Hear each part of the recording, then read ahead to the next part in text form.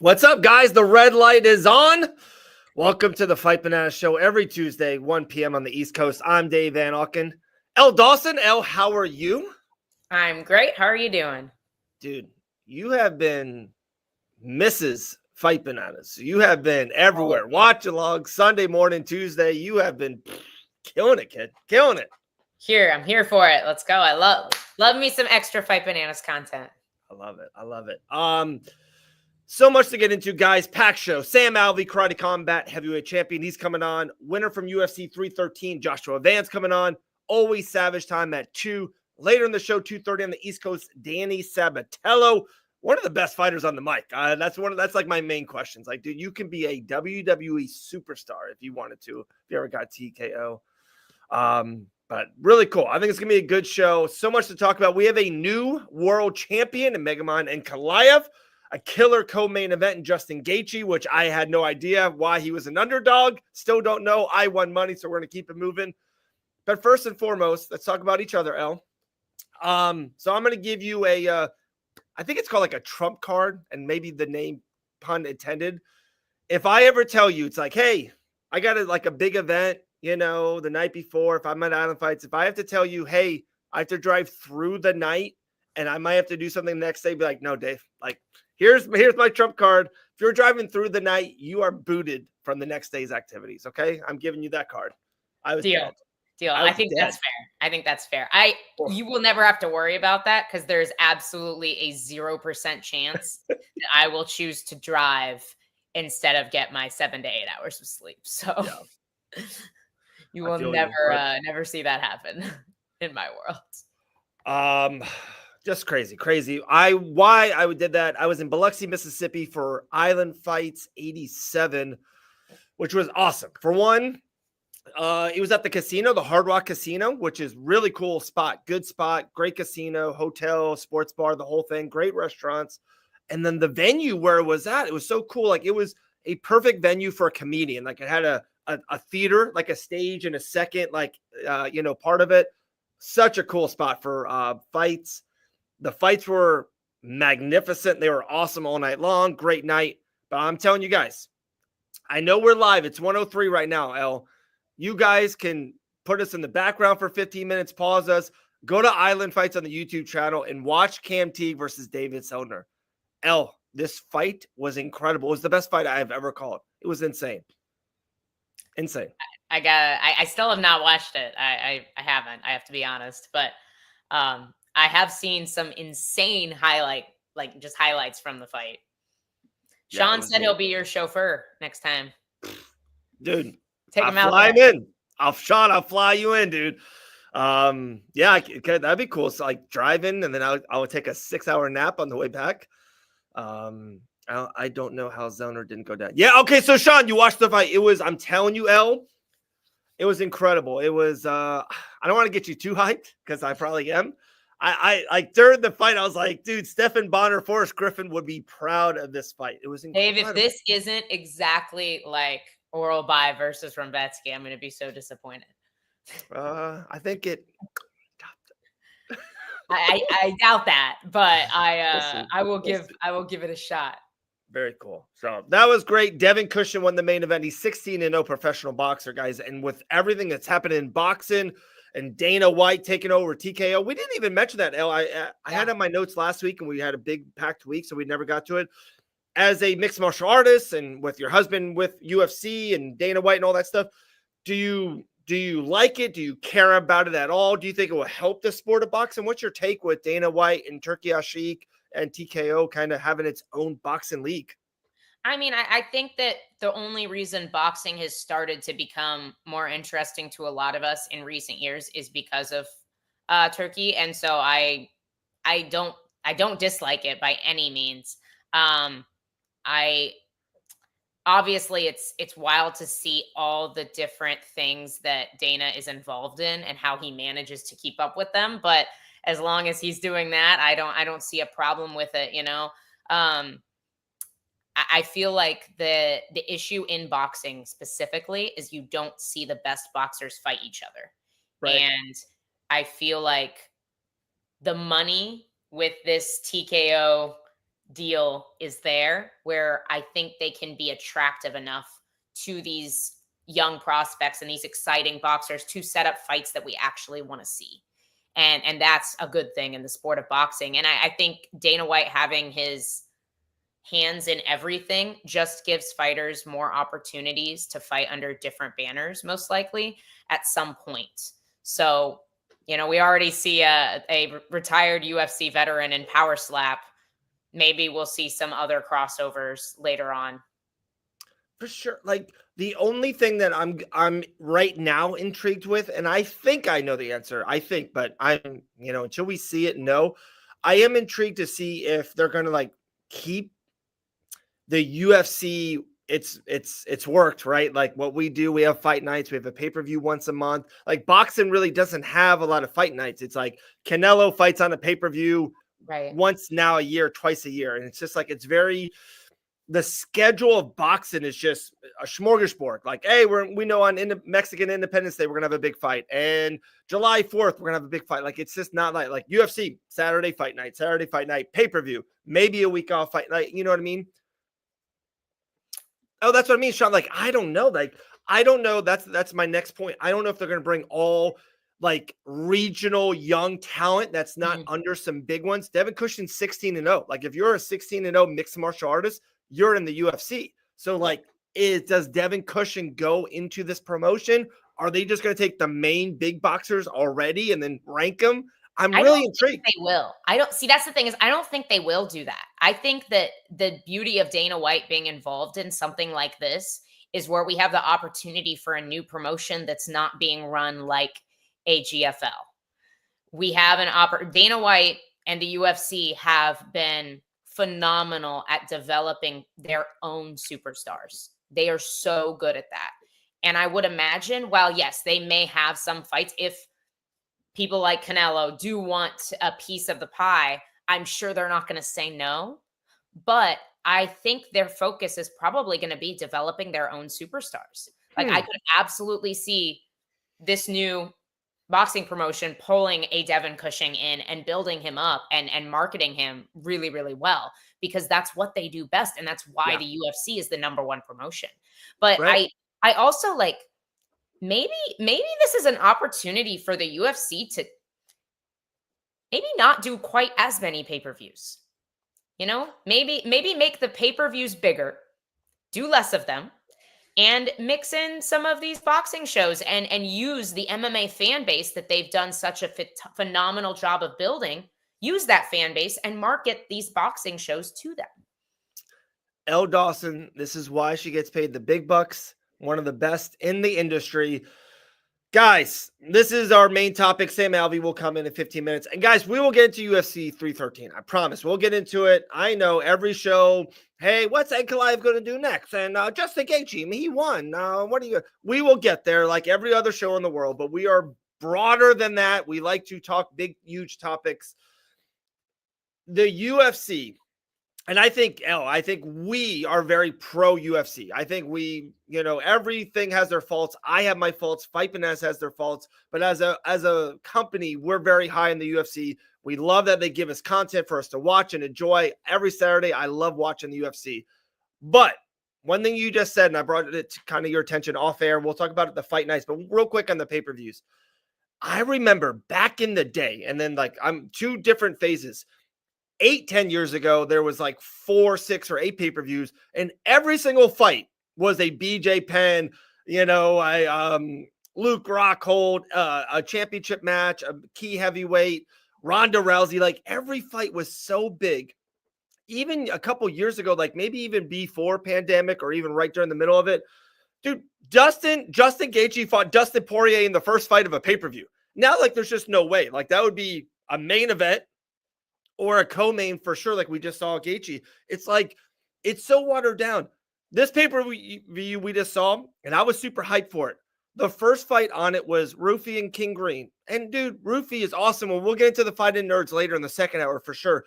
But like, is that a pay-per-view fight? Like, is King Green versus two unranked lightweights? Is that a pay-per-view fight? Is it? Then the second fight, the female fight, and it stinks that they did it. It was horrible. Those girls, guys, get him off the main card. Like I do it. No one supports. Gillian said it best on Sunday. It's like, yeah, we constantly, as female mixed martial artists, we're constantly being told by fans that like, oh, the female fights is when I go take a bathroom break. It sucks when it's true. Yeah, like exactly. And I say this all the time, dude. I have a strong, beautiful wife. Dude, one of my best friends, my girls. You don't give them opportunities. You don't give female MMA opportunities because you have to do the right thing for female opportunities. They should earn it and deserve it. And when they earn it and deserve it, you give it to them. They earn it. You're the best co-host I can ask for. I don't care if you're male or female. It's you're the best. So like to put those girls on the main card of a big pay-per-view, it lowered female MMA. It's like, that was horrible. Like I'm going to strike female MMA for this week coming up because that fight was so damn bad. Like, am I wrong on that, El? Or am I? No, it was absolutely terrible. Yeah, it was horrible. It was terrible. And it's tough. It's just, especially at these incredibly low weight classes, if you are on bottom and you choose to try to just tie people up like that, it's really difficult to open up. Like if you're 115 pounds, it's difficult to do enough damage to open up somebody who is committed to just locking you down. So it's like, I don't want to fault Lemos too much here. I think the primary issue was Lucindo personally, but yeah, it was just all around. It was just not a good fight, and it definitely should not have been on the pay-per-view, which is a bummer because both those girls have exciting fights and have finishes on their record. So everybody deserves to have a bad night. I won't say that that's not true, but it was rough for that to be on a pay-per-view. I agree. And also with that being said, and I don't want to capitalize so much on that fight, but like sometimes why they have a big moment is because they're fighting lower end competition and you can kind of dominate and do something. So when you kind of fight equal competition, it's bad content. Then the next fight, again, you were super excited about the fight. I was super excited about the fight. Ignacio is a stud. Now he's ranked, but I know this sounds bad. And I know it's kind of hindsight 50-50. Is that a pay-per-view fight? Like deep down in your core, is Jalen Turner versus Ignacio? Is that are you paying per view in that fight? I mean, originally for what I thought the fight was going to be, yeah, probably. Okay. So like, I don't blame Sean Shelby for matchmaking that fight and putting it on a pay-per-view. Okay. Maybe not the feature fight, maybe the first fight on the pay-per-view. Thank you. I was going to say that sets it up a lot. If you're the first fight and that's an exciting fight, I'm with you. For that to be a featured fight of a pay-per-view, that's not good enough. It's not. No, I think that's fair. I gotta say, like, it doesn't matter who his teammates are. The dude has just gotten into the UFC. Like, I like Rufy a lot. Yeah. He's exciting. He's fun to watch, but that doesn't, just because his teammate is Prates, that doesn't mean that, what is this? What's his third fight? Third fight? My point is to Aaron T out there, guys, if we just say skip this pay-per-view, if we didn't have a pay-per-view this month, and back to you what you're saying now, like back to the essence of all this, if there was a huge boxing pay-per-view this month and there wasn't UFC 313, Ruffy and King Green could be the co-main event under Marvin Vittori and Delice. Wow, that's cool. That boosts up that card. Ignacio and Jalen could have been a fight of last month's pay-per-view. And we wouldn't have Bilal Muhammad versus Jack Della Maddalena as the main event. We would have Ankalaev and Alex, and then Jack Della Maddalena and Bilal as the co-main. Like, we're watering down the pay-per-views. And if this boxing and out, like, I didn't know you were going there. We did talk about, like, I like it a lot. I understand they're two separate things, but I'm just saying they don't have to be. Like, they can utilize the base that they have. Like, and let's just be honest. Everyone in the world is not a millionaire. Like, I can't afford $80. I get every UFC pay-per-view. I buy it. It's kind of giving back to the sport. I like to watch it. I need to be really locked in. I know you can pirate it. I just feel like I don't want to. I want to buy the pay-per-view the right way, watch everything. So normally the pirated streams are pretty bad and they cut out a lot. Yeah. Not speaking from experience, just things I've heard. Okay. ESPN Plus. My stream worked perfect on ESPN Plus this weekend, I have to say, which thank goodness, because I was doing the watch along. But apparently it was horrendous. You had Cheeto Vera, Frankie Edgar, like all sorts of people. Like UFC fighters couldn't even watch the pay-per-view. And ESPN Plus just seems to have worse and worse issues with their streaming lately. So I am wondering if, I know it's been a possibility for a while that the UFC may not continue their partnership with ESPN, but maybe that wouldn't be the worst thing in the world if they have a little bit more control over the stream, or even like a bigger platform like Netflix. Yeah. And like back to the point of like, if just say Canelo, there's a humongous boxing card, and there's been some good boxing cards lately, and I heard Bivol is going to fight Benavidez in the summer. Like, I definitely want to watch that. That's a really high end fight. If they have some good fights underneath it, my point is, if we have 8 UFC pay-per-views a year, and those 8 are so strong, you're like definitely buying the 8, and there's like 6 boxing pay-per-views under the TKO banner. It's like, okay, now I can pick and choose. I'm definitely getting the 8 UFC because, again, they break those down so they're so strong to main event. And dude, we love Pantoja. I love Pantoja, but maybe Pantoja versus Kayakar France isn't a headline main event for a pay-per-view. On a co-main, phenomenal. Like, that's, you know what I mean? Like, it just makes them stronger. And and we just can't afford a boxing pay-per-view and a UFC pay-per-view the same month. That's crazy. It's a lot. No, I don't disagree. I think it worked better than dodgy streaming service, worked better than ESPN. It's so great. That was a good comment. Good comment. TO, yeah, that would be sick. I see. What was this? What are friends? I have to have those to. No, I'm just kidding. You ready for this one? And Elle, I think you will completely understand where I'm coming from, because I think you and I are very similar on this. And my friends are going to watch and be like, "Is that me?" There's some people I can watch with the fights, and there are, but there's some people I can't, because I can't be talking about basketball or football during the fights. I have to watch the fights. Like, people will be like, this is what I do. This is my job. I got to watch it. Like, I got to be zoned in and locked in. So I can't be talking about, Transformers too. I got to be watching the fights. It's thing. I mean, we're not saying, Dave's not saying he shouldn't be on a pay-per-view. He's saying maybe the flyweight belt is the co-main, and a bigger title fight is the main event. And then, if you have less pay-per-views, you can load them more and make them really worth $80, which I don't disagree with. And then you don't have to worry about trying, if you are trying to load these every single pay-per-view every single month, then you can have better fight nights too, because you can pull, it's March Madness. I love March Madness. I'm a huge March guy. Dave was throwing up comment. I was like trying to read them all. No, but you can throw these fights that are like they're being pulled to kind of soup up a pay-per-view card. You can pull them and then make a fight night better.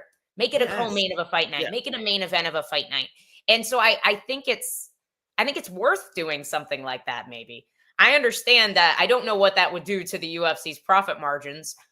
So I assume a change like that probably won't happen, but I don't know. Our 2 cents here. Look at the fight night this week, guys. And we're big Marvin guys. We're big Marvin fans. I'm going to watch the card. Guys, it is bad. It's bad. Again, remember the one before this, it was Cop versus, who did Manel Cap guys fight in the main event of last fight night main event? Who was that guy? I don't remember his name, El. I do this for a living. I don't remember his name. Why do I not? I literally had it, and because you said that, now it's gone. I'm telling you. Fought, it's a Mukian, Elmabayev. There you go. There you go. Yeah, Almabayev. Asu Almabayev. I was like, stop saying random noises. I'm losing it. And then also, guys, people don't understand. Like, other people, like, I'm commentating fights, the fight before. There's a lot of names going through her head. We're diluting the product. Like, we're diluting. Imagine going to McDonald's and getting a Big Mac and half your dang sandwich is gone. You don't get the patty in the middle. Like, we need the patty in the middle. We're just not beefing it up enough. This is the solution.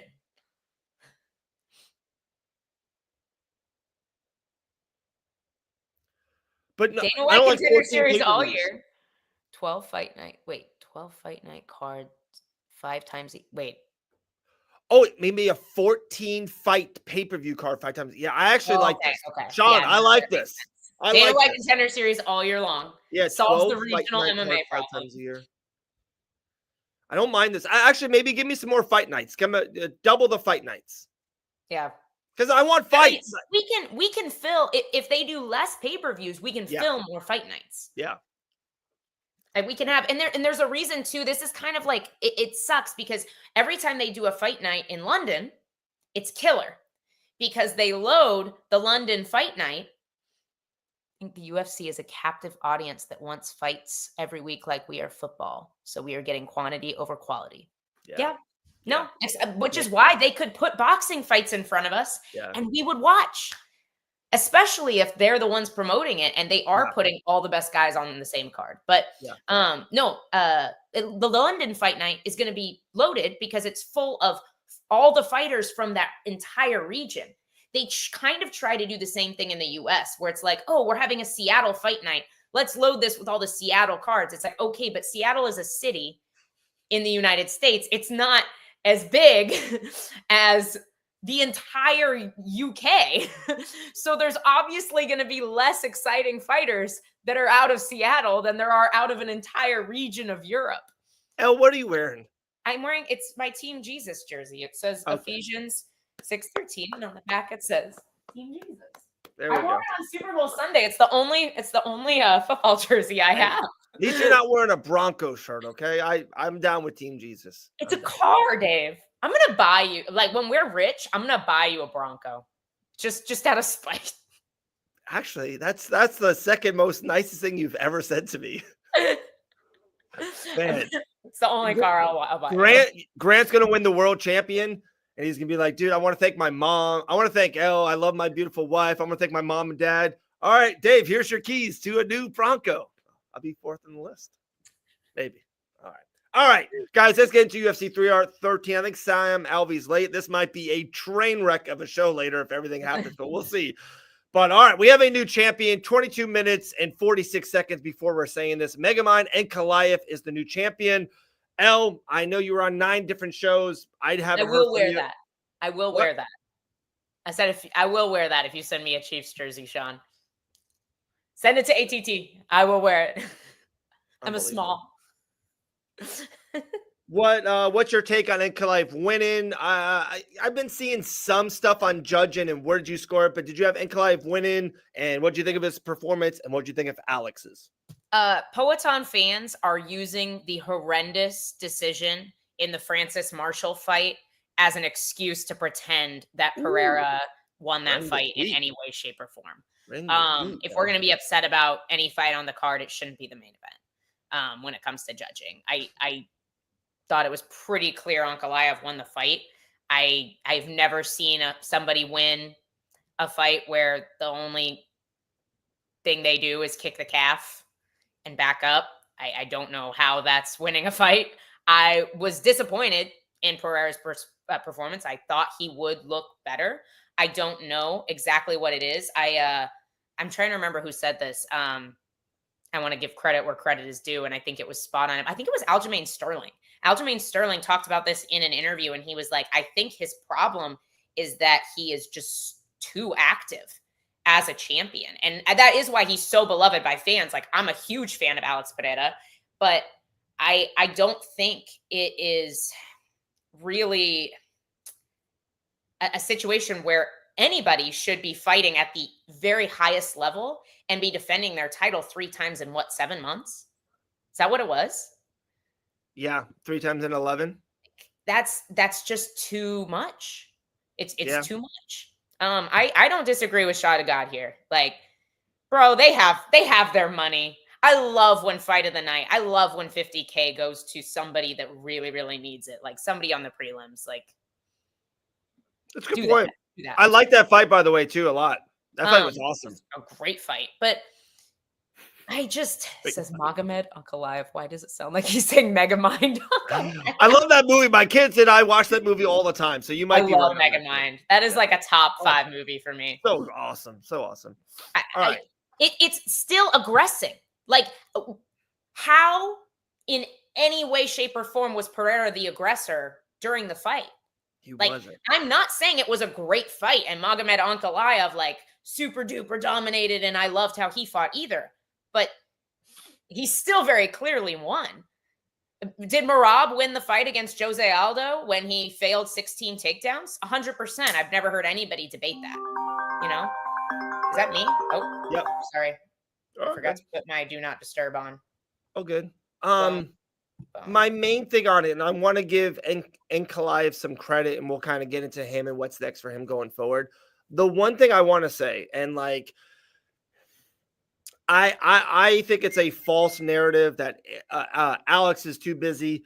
That was his lifestyle for the last 18 months. He looked incredible for 18 months. And I know people will say, oh, it took a toll. I just don't believe it. I think he still trains a lot. And this fighting style, let's just be honest, is maybe not the most technician on the ground person of all time. Like, I get that. But like, Alex is still Alex. The thing that I saw, and my thing, and I'll triple down on this, is like, this is the first time he ever, quote unquote, fought a grappler, or he thought he was going to fight a grappler, and Ankalaev got inside. I just felt like Alex was an Alex. And I say this all the time. On Island Fights 87, on the commentary, I had crazy analogies. I talked about other sports, and my kids came up. That's who I am. I swear on anything. If ESPN says, all right, Dave, John Anik is super sick, I need you one time to do it, my kids will come up during the thing. I will say something nice about Elle live on air, even if she's not there. That's just who I am. And I'm going to mess 3 names up, sometimes even on purpose. It's my thing. Like, I just felt like Alex wasn't Alex. He didn't fight. He was so worried about Ankalaev. And he was like, all right, I don't want to go all Alex because I don't want to be taken down, or I'm trying to play this game. He never was Alex. And that's what I saw. And maybe I'm a casual, maybe I'm. Oh. No, I don't disagree. I do think he didn't pull the trigger. And I think when you don't have to worry about the takedown is big. But we even saw Khalil Roundtree have a lot of success with Alex as a southpaw. But he's not a long, rangy southpaw compared to Alex, while Magomed is. Magomed is super long, fights super long, and he's really defensively sound. And what I saw, like you said, Poatan not pulling the trigger and like waiting. He waits for people to make mistakes. And he was waiting for Magomed to make a mistake, and he just didn't make a big enough mistake for Pereira to capitalize on. And you saw him like, I'm going to wing this hook out, but it whiffed by like in several inches, like he just was not willing to put himself in harm's way. And I think Magomed was as well. He was playing it. He was fighting very smart and very safely. Very smart. He waited a while to start to really open up. And then when he was like, okay, now Pereira might be desperate because he knows he's down several rounds. Now I'm going to initiate the clinch and I'm going to keep you close to me. So I'm mitigating any danger that might still be there. Right. So I don't disagree with this either. Like maybe Magomed just has his freaking number. Maybe that style is just what beats Alex Pereira. And it's not the most exciting style. I don't disagree with what people were saying earlier in the comments section, but that doesn't mean it doesn't win. Like people used to call GSP boring all the time, and now he's a legend. If he were fighting today still, people would still be calling him boring. It's like you forget in the moment. I don't know how to turn off these notifications. It's all good. All good. I keep dinging. Somebody asked earlier, by the way, if Dan is around the gym a lot, Dan Lambert. And I just want to say, like, all good things about Dan Lambert right now, because he literally is the best. Like, Dan is in the gym all the time. He's super involved in the fighters' careers, in the gym structure, culture, which is why ATT is the freaking best. So just giving Dan his flowers. Carry on. Nice. Dude, I can never see when people's in or not. So I love when Chris says hi to Dean Tool, because now I know Dean's watching, because I didn't know Dean was watching. What's up, Dean? I don't see the people. Text me back. Wow. Whoa. Hey, live on air. Text all back. Let's go.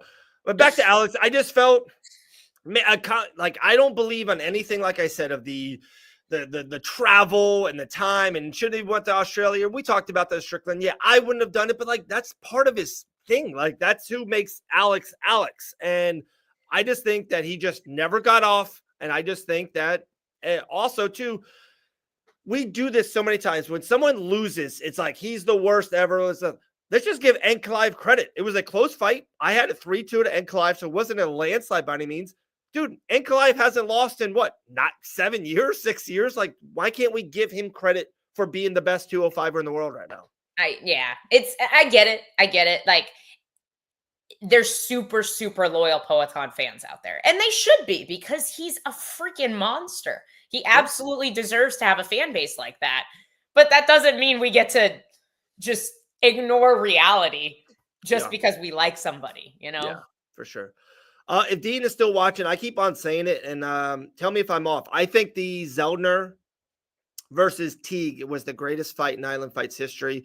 There's been some good ones. I know Brandon Davis fought Randy can't think Costa. of his name at Pensacola Bay Center like 3-4 years ago. Oh, never mind. I thought you were talking about the Randy Costa fight.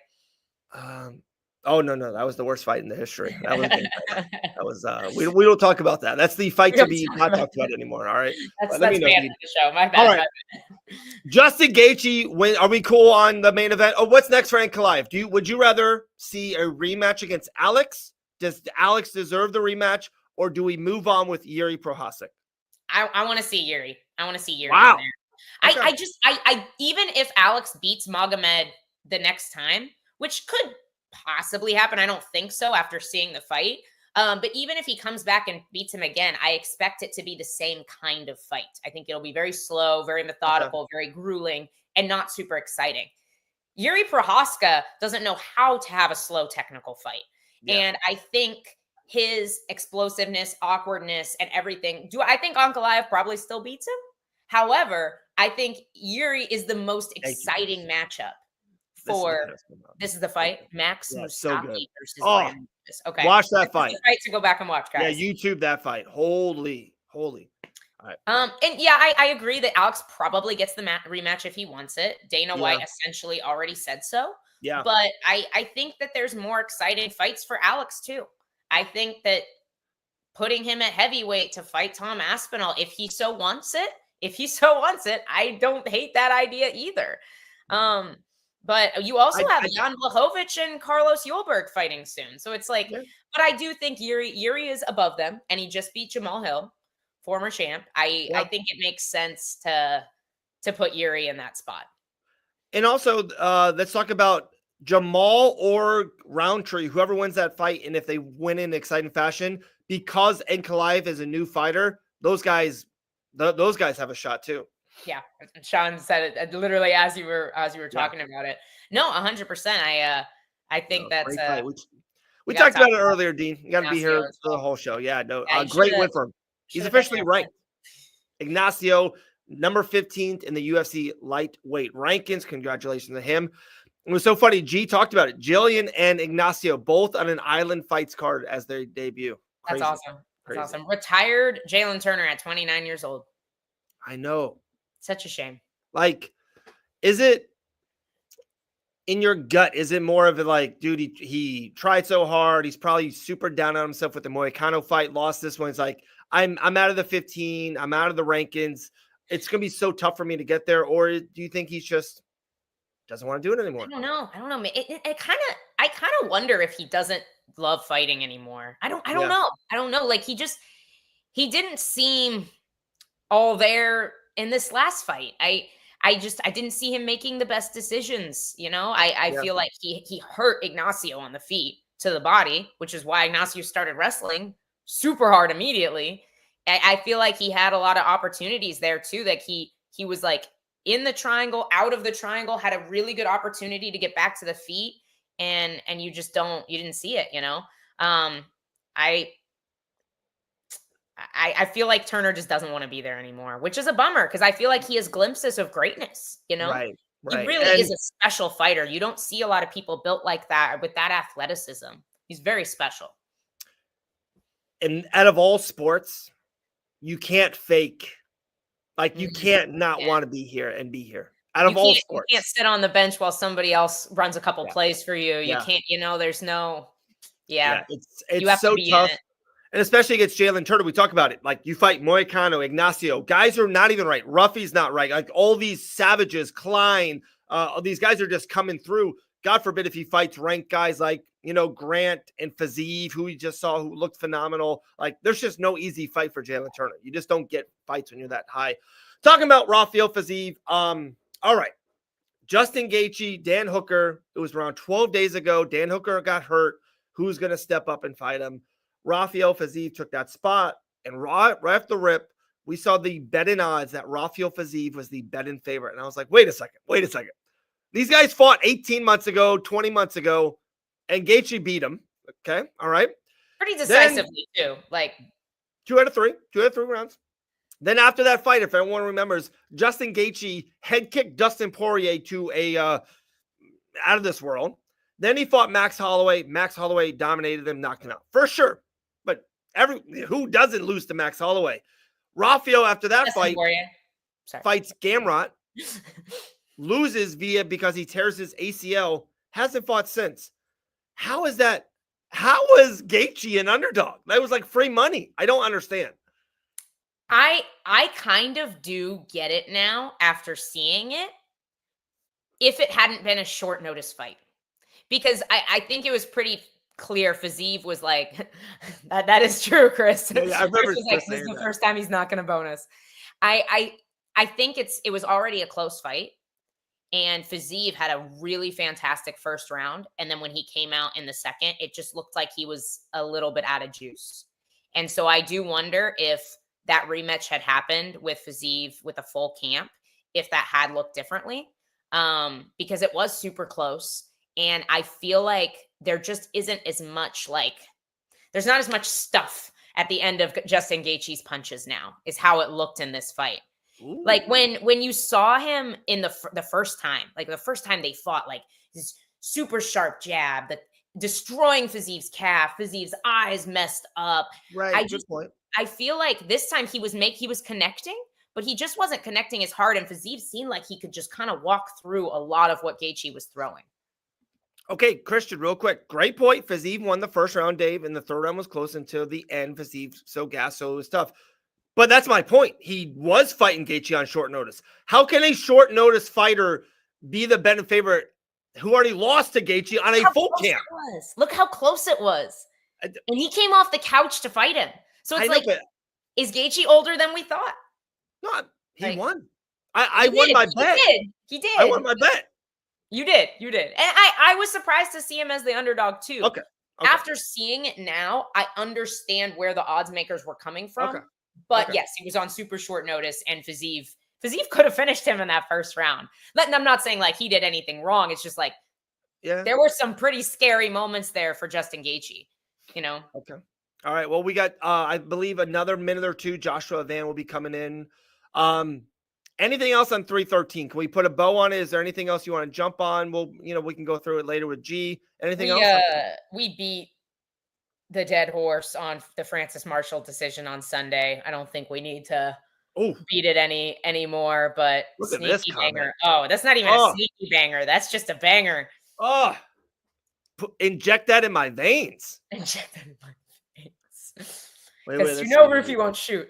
Do you guys remember when I said John Jones should fight Alex? Because when Alex fights Ankalaev and loses, you can no longer make that fight. You did. Yeah. You did. I don't remember it. But, I do. I got you, Dean.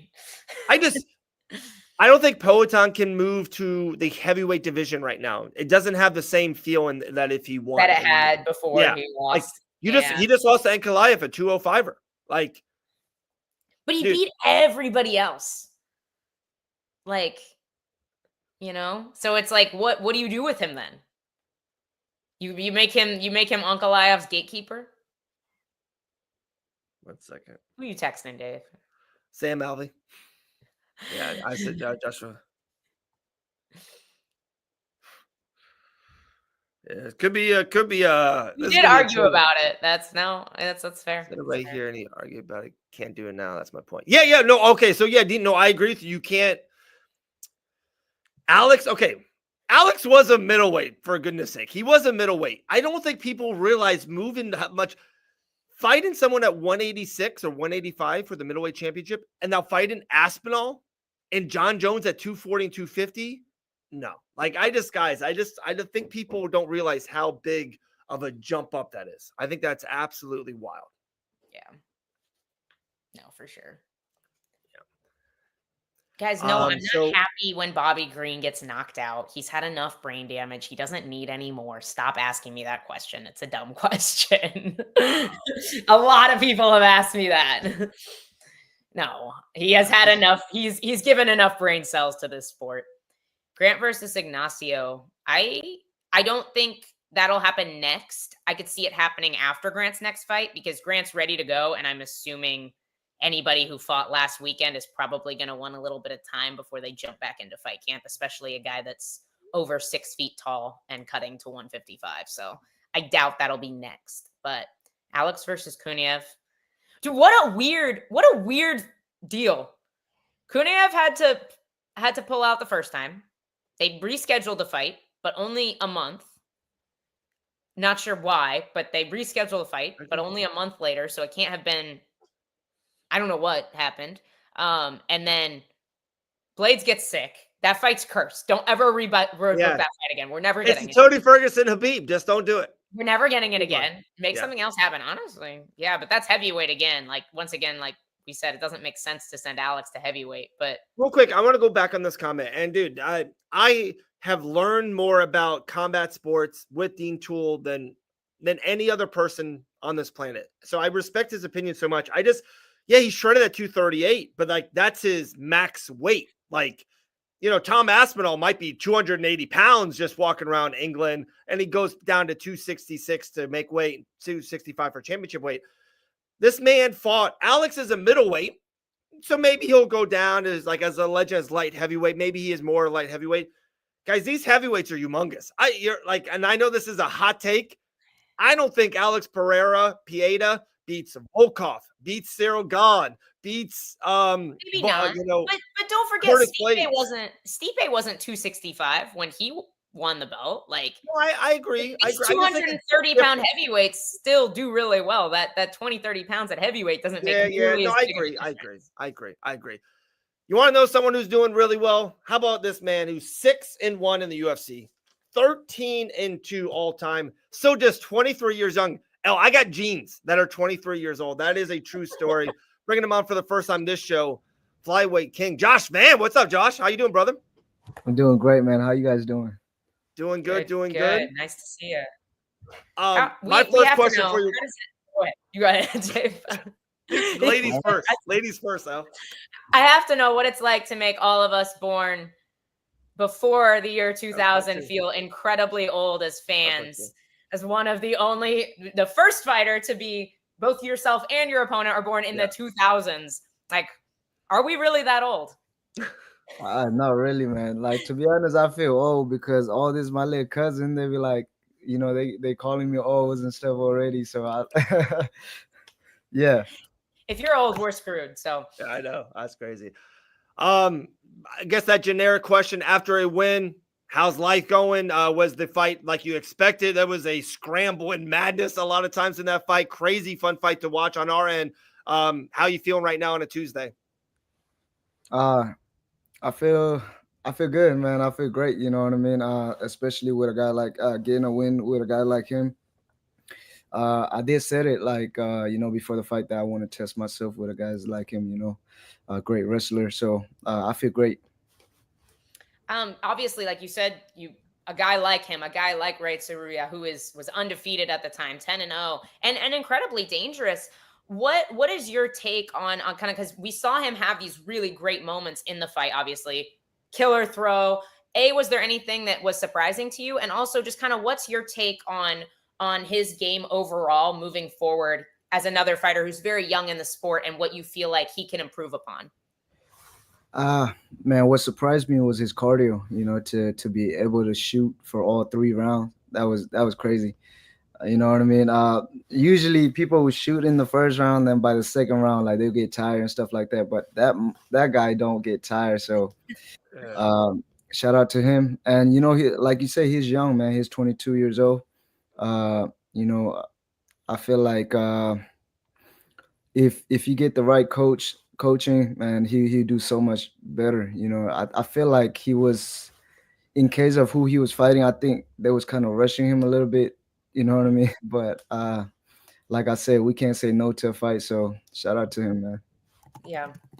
And with that fight being a 3-round fight, so tiring, do you think maybe the next one, 6-1 in the UFC? We've seen a couple flyweight main events. The fight night before this pay-per-view was a flyweight main event. Are you hoping for your next fight being a fight night, 5-round main event, trying to get that 5 rounds in you before a possible Pantoja fight in the near future? I'm down. I'm down for 5 rounds. You know, yeah, I'm ready. I'm a little disappointed to not see your name in the rankings. I'm sure you are as well. And somebody in the comment section said, he said Van shouldn't have been kicked out the rankings with Asakura still in. Your thoughts on just it seems like there's been kind of a weird vibe surrounding Kai Asakura. A guy comes in from another promotion, immediate title shot, which at the time I think made sense with how dominant Pantoja's been in the division. And then gets immediately moved down to number 14. Just give us your all over feelings on the rankings as a whole.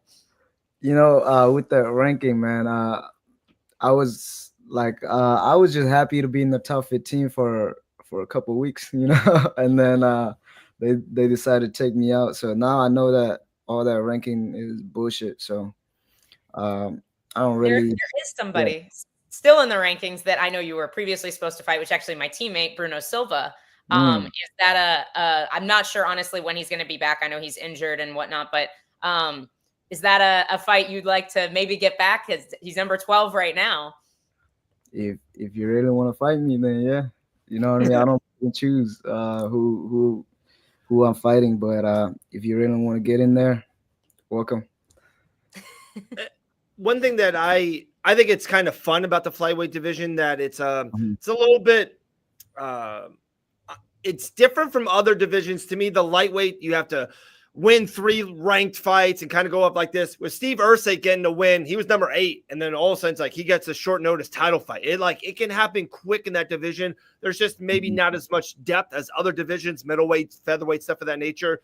Like, do you really, Josh, like, do you feel you might be 2 fights away from a title fight? Like, people like a lightweight unranked, like Ruffy is probably 5. You know what I mean? Like, there's a lot of beef before that.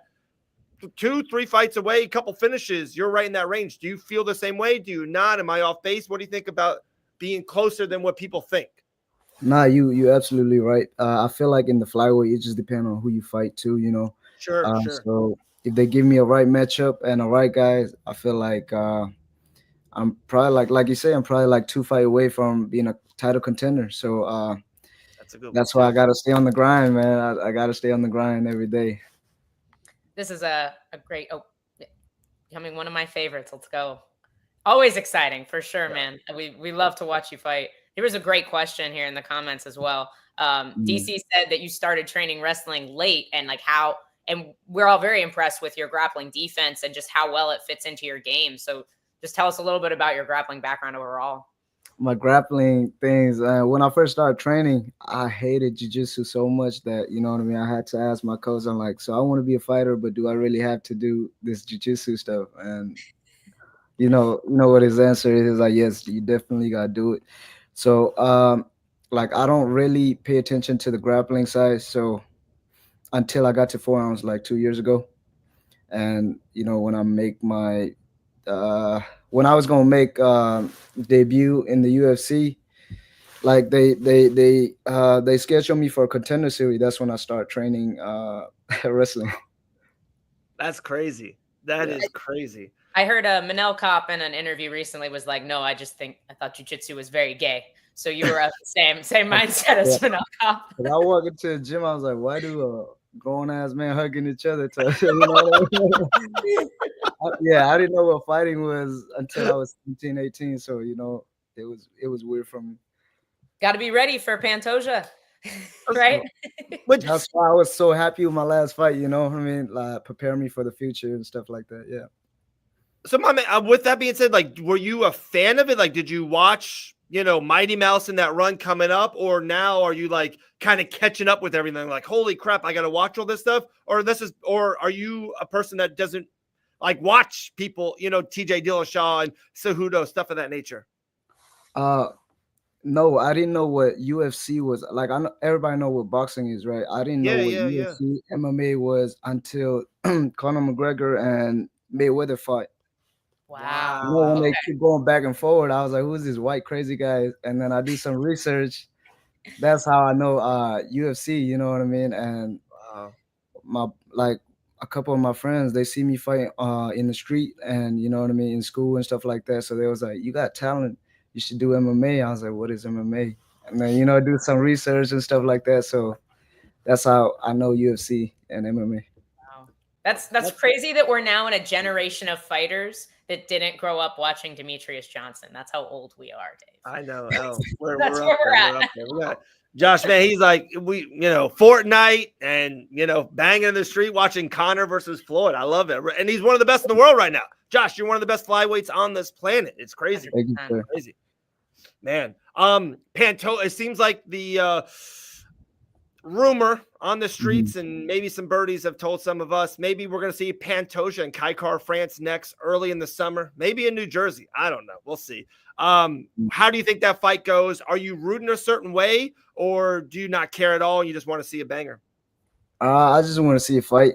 You know what I mean? If I was in like a title contender conversation, then I would worry a little bit. But right now, Okay. as of right now, it's one fight at a time. So I don't really care because I'll get my chance either way. So if I want to become a champion, I have to fight everybody anyway. So Right. yeah, I don't care as of right now. Are you watching like the top guys, Pantoja, Kaikar France, Cap? Are you watching them now? Oh, these are guys I'm going to fight in the near future? Or are you still kind of not watching a ton of UFC? I didn't watch Manel last fight, but I watched the one he fought Bruno Silva. Yeah. Yeah, that was a great fight. But yeah, I didn't watch his last fight, but I saw Watch those eye pokes. Watch those eye pokes on Cap. that was eye poke for him. Yeah. Because I just see the highlight and stuff like that. So yeah, that's crazy. They didn't look that bad. Huh? They didn't I look saw that bad. no, because I see the picture the other guy's post on Twitter. That was bad. It was red. Yeah, that's what I'm saying. And I don't think he did it on purpose by any means.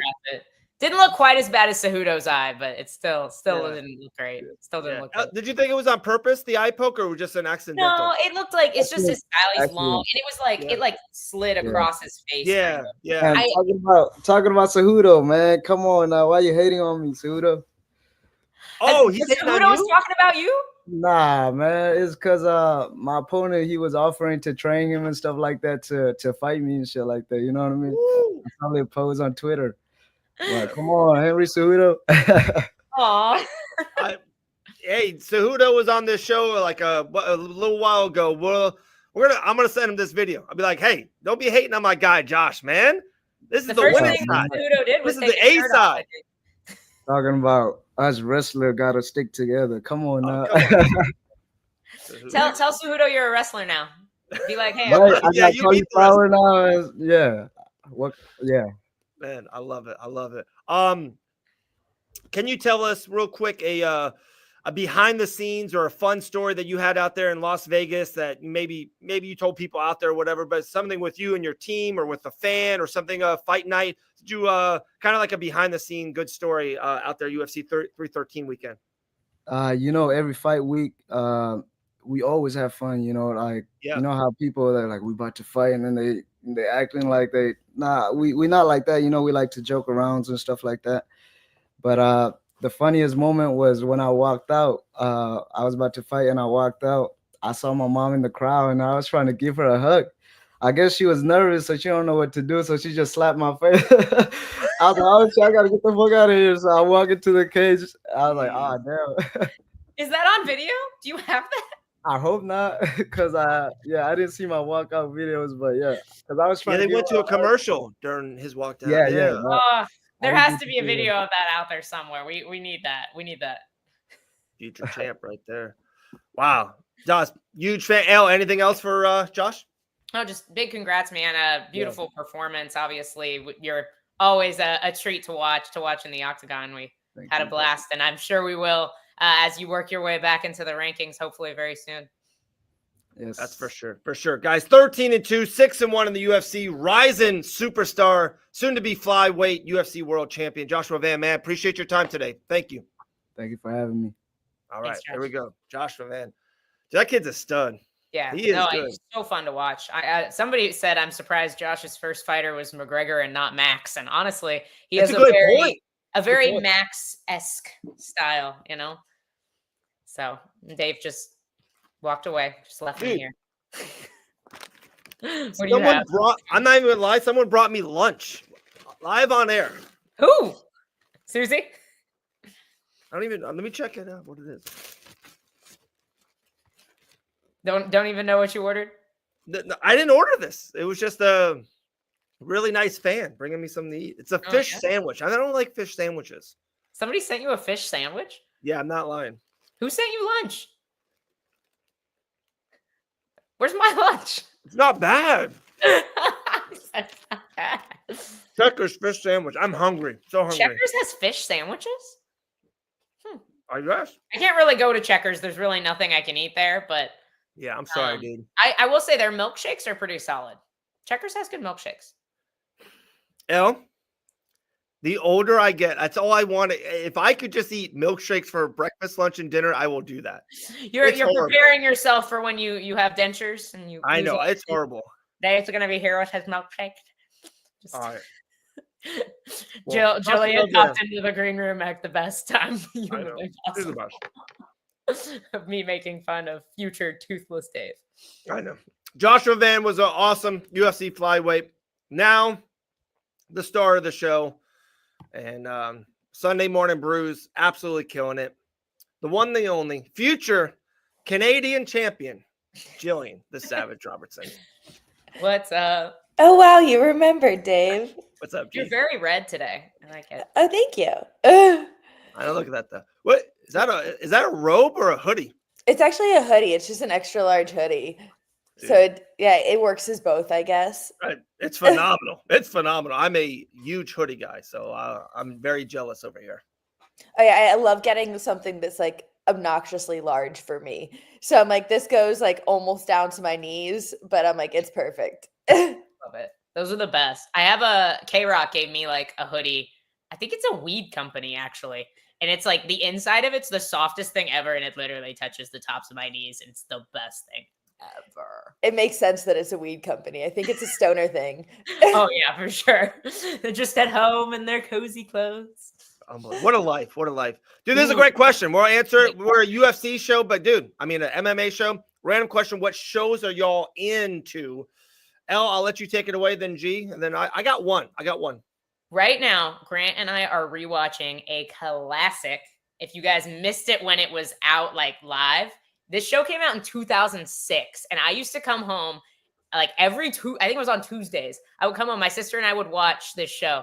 We are rewatching Heroes right now. It's the first time Grant's ever seen it. Incredible. Oh my God. I forgot how good it was. We're like I think we're well into season 2 right now, but I forgot how good this show was. So good. Killer. Actually never seen it. So definitely add it to your list for sure.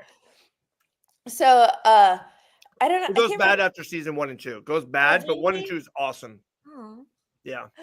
I can't remember where I heard it, but somebody was talking about the show Dexter. So that's what got me into it. So I've started watching that. Gotta say, I've been critiquing his technique, some of the chokes he has. Just got to work on his head positioning something. Yeah. But, it's hilarious, though, because I'm like, the way he chokes people is kind of like me with no hooks. So I actually haven't seen that show, but I've heard nothing but good things. So it's good for a couple seasons. I want to say like around like 4 and 5. It has 7 or 8 seasons, I think. Oh, wow. Yeah. G, I'm top 5 most G person ever. Season 4 of Dexter is the best season of all time of any show. Of any show. Yes. Any show, Dave. People will back me up. It's like ranked. It's one of the greatest TV series shows seasons of all time. It's the Trinity Killer. Are you on that one yet, G? I want to say the 6th one is where I stopped watching. Yeah, it goes downhill after that. It does. The ending's really cool. Season 4, mind blowing. mind-blowing. All right, I'll give it a try. I'll give it a try. telling you. It's on our list. It is. But right now, It's I'm a also good show, really good show. my show to watch when Grant's not here, because I can't watch Heroes without him, is Lock and Key, which I feel like once again the first 2 seasons are like pretty solid, and then it's like it's starting to get a little like dicey. Like there's a lot of plot holes right now. Like some of the rules that applied in the first season are just like gone for some reason. So I'm in the third season. I can't remember. Typically speaking on shows, I refuse to go past season 3 because of that. I'm like, there's very rarely a show that you're on a season 3 and you're like, wow, this is still good. No, that's fair. That's fair. That's what happened to Heroes. Dude, that's a bummer because when I was a kid and I was watching it, I don't think I finished the show. It's been so long I don't remember, and so we're like getting back into it, and it's like I'm watching it for the first time again because I remember some of the characters, but I don't really remember what happened. So I'm bummed to hear you say that. From is good too. It's weird and confusing, but From. I haven't seen that one. I like the couple new ones I haven't seen. The one thing I'm watching is probably out of you guys won't want to watch that at all. It was on Netflix. It's like a documentary. The basketball team who just won the gold had like a whole behind the scenes. And it's just like, it's incredible. Like the access that you get. That's why I love Embedded sometimes. Like these are some of the best athletes in the world and like what they're showing and how they get up for a game. And then of course they're in Paris and just like, they're out of their element and stuff. It's really cool. Like the show itself is phenomenal. It's awesome. I haven't watched that one yet, but I really do enjoy, like, I know they had there's 2 on Netflix, like Receivers, yes, the quarterback one, things like that. I love watching those just because it's all the elements of competition. It's like, it's all very relatable to fighting. There's also another one actually on the Dallas Cowboys cheerleaders that was on Netflix love too. that show. Again, that's my guilty pleasure. It's so good. Crazy to watch things like that just to see like what these other sports are investing or the mindset that they have to bring to competition. I really think you can like take little bits to your sport from these other sports. Dude, I'm just impressed with how like well branded and well run the Dallas Cowboys cheerleaders franchise is. Like that is a well-oiled freaking machine. Yeah. Like, it's crazy to me. All those girls are part-time though. They got second jobs. I'm like, that's the mind-blowing part to me. I'm like, they are hustlers. Yeah, no, it's crazy. It's actually really fun to watch. Don't hate, guys. It's a good show. Crazy. All right. Hey, dude, great segment right there. Thank you, Sean. What's his Sean? No, Shaw Dog God MMA. Great question. We'll just call him the God. Hey, my God, okay? Me neither. Dude, yeah, geez, she's wearing literally a Jesus jersey. I wore it on Super Bowl Sunday. Did you see my Team Jesus jersey? Somebody asked me if it was a Tampa jersey. I was like, no, it's literally my only robe. jersey. Like I thought it was like a silky robe the first time too. I'm like, you think we're both just wearing robes here today? Just chill it out. We can't give the fans that much. That it would go crazy. The comment section would be too. All right, talking about going crazy. How about a new UFC light heavyweight championship? I know you guys talked about it on Sunday a little bit. A couple of days have went past. Gee, anything change? Anything? Hearing anything or watching anything or reading anything? Did you? How were you? Did you think Ed Kalaev won? What do you think of his performance? What do you think they should do now with him as a champion? I do think Kalaev won. I don't think it was the most exciting performance to watch necessarily. I think he did what he needed to do to nullify Alex. Just kind of held up against the cage. I was surprised that he wasn't able to actually take him down, which I guess makes me question in my mind, why didn't Alex open up more? Because it's like, if you are stuffing this guy's takedowns, he's not really like, he hasn't been able to get you down once. Where's the loss in confidence of why don't you open up to strike? And there was actually something I wanted to bring up on the Sunday Morning Brew that I forgot. But whenever Bruce Buffer introduced the guys, the one, the only, Alex Bahia, I'm like, do you think he deserves that title next to John Jones and Conor McGregor currently? No, I don't. I think I'm agreeing because I think you're thinking the same thing I'm thinking. John Jones, and like I said, we're not going to have that debate on this show, off air, on air. Inside the octagon, he's the greatest mixed martial artist of all time. Inside the octagon, who he beat, how he beat him, different weights, the greatest of all time. That's facts on this show. The other one, Conor McGregor, and same kind of thing. What he's doing now, and he will never fight again. I'm on Team L on that side. This man will never, ever fight again. But during his run, during what he did for us, for MMA, for the UFC, I think he deserved it too. But like, that's it. Like, Alex is on a great run. His last year, I thought he was fighter of the year, but even a lot of people had Ilya over him. Like, and that's a fun debate for sure. He's been like in the UFC for 2.5, 3 years. Like, that's pretty fast to give it to him. Pretty fast. No, I agree. Yeah, I 100% agree with that. Even when Bruce said it initially, like it clicked in my mind instantly. I was like, he's only done that for 2 people. Yeah. I'm like, the fact that it happened for Alex, I don't think he's like, those guys are just, Connor and John are like once in a lifetime phenomenons of who they were in the sport of MMA. I'm like, I don't think Alex has like solidified himself as that yet. Yeah, right. Like my question to you guys, and let's just say it has to be a third. So Buffer did 3. I think we both agree John and Connor are 2 out of the 3. Who would be your third? I got one that jumped in my head right away. Who would be your third? You want me to tell you mine first? Yeah, you go first. And I think people are not going to like this. I think she deserved it. I think she absolutely changed mixed martial arts forever. Ronda Rousey deserved the one and only. And I know she wasn't the greatest fighter. She changed sport. Was going to be my third. Okay. That's valid. But when you said a girl, I thought you were going to go with Amanda. And I think that's a valid third too. Wow. She was the only 2-division champ of any female. The way that there is no female who has ever fought like Amanda. I agree with that. Just an absolute force of nature in the sport. And I feel like she was something special to the sport, but I'm not arguing with Ronda either, because those are the 2 females who I really think like changed things in the sport. No, I agree. I will say my one argument for Amanda is I don't know if she reached like superstardom with the fans in the way Ronda Rousey did. But I think overall, obviously, she was the superior fighter. Like she's for sure the women's GOAT. In my head, though, I'm like, Connor is kind of like the Ronda, and John is kind of like the Amanda. Where John isn't necessarily a huge superstar, but who he is as an athlete is like next level phenomenal.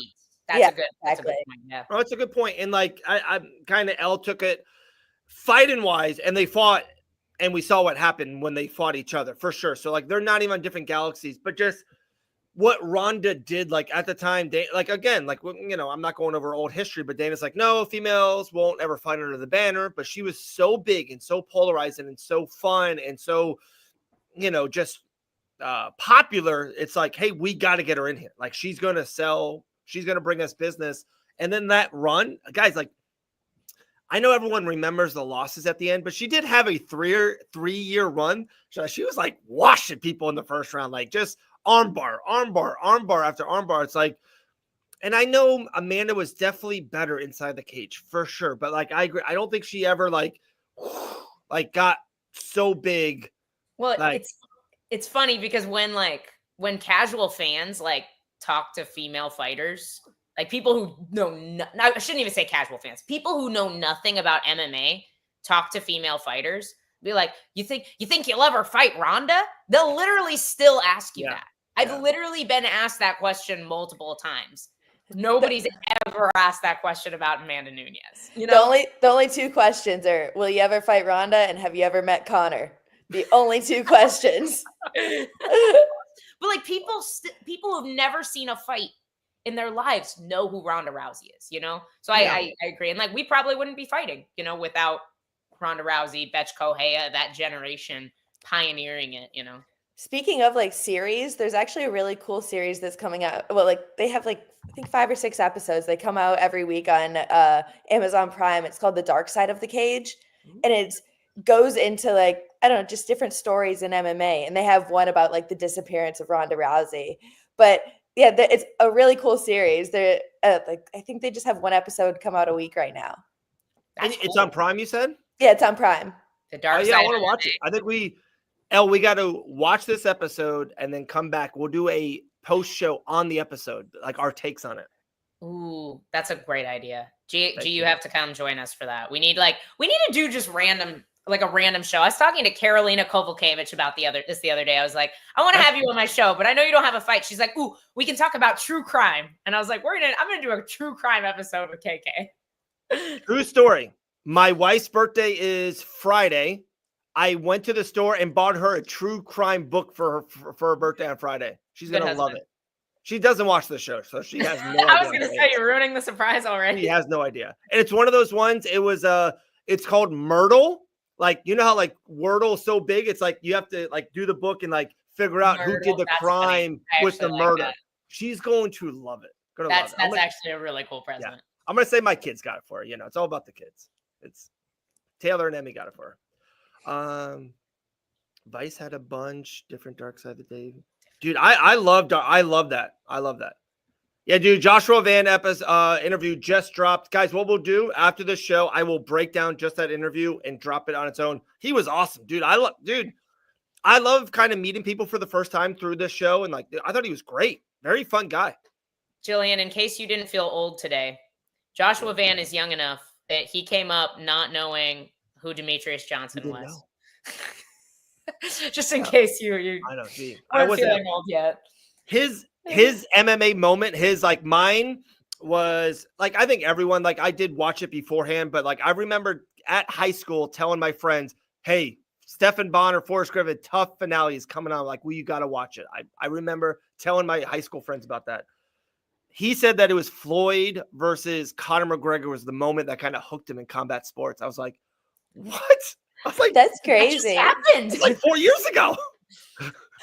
Oh my God. A little bit longer, but for me, I know, like I started training before I really started watching fights, honestly. I didn't know MMA existed. I didn't know the UFC existed when I started training. So it wasn't until like after it was probably like a year or two after I started training that I really started like actually liking to watch fights and getting into it a little bit. wow. And the one I remember that like really caught my attention the first was Gilbert Melendez and Diego Sanchez. Oh, that's a great fight. I remember that fight. Just went at each other for 3 rounds, blood everywhere. It was a great fight.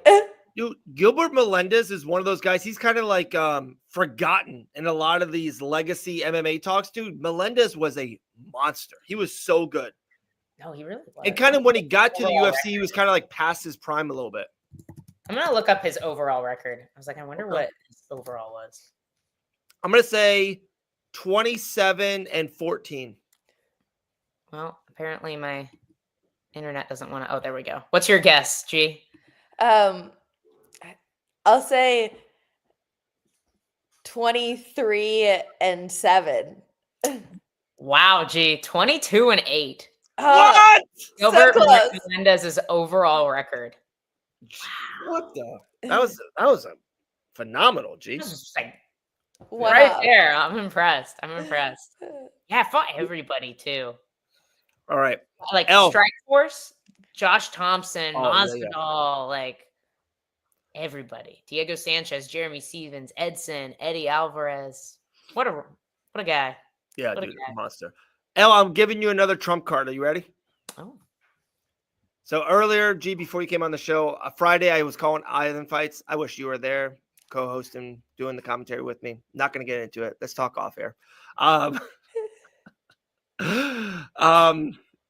So I said I can't. I drove through the night Friday from Biloxi to get home. I had a lot of baseball stuff with the kids. I tried to do the fight Saturday night, couldn't do it. I was dead, Jillian. I was so dead. So I said, El, my trump card is if I try to talk us into doing work, fight banana stuff on Saturday after driving through the night, just say no. El takes leadership role. That's it. My second trump card, El. You ready? Never let me eat on the show again.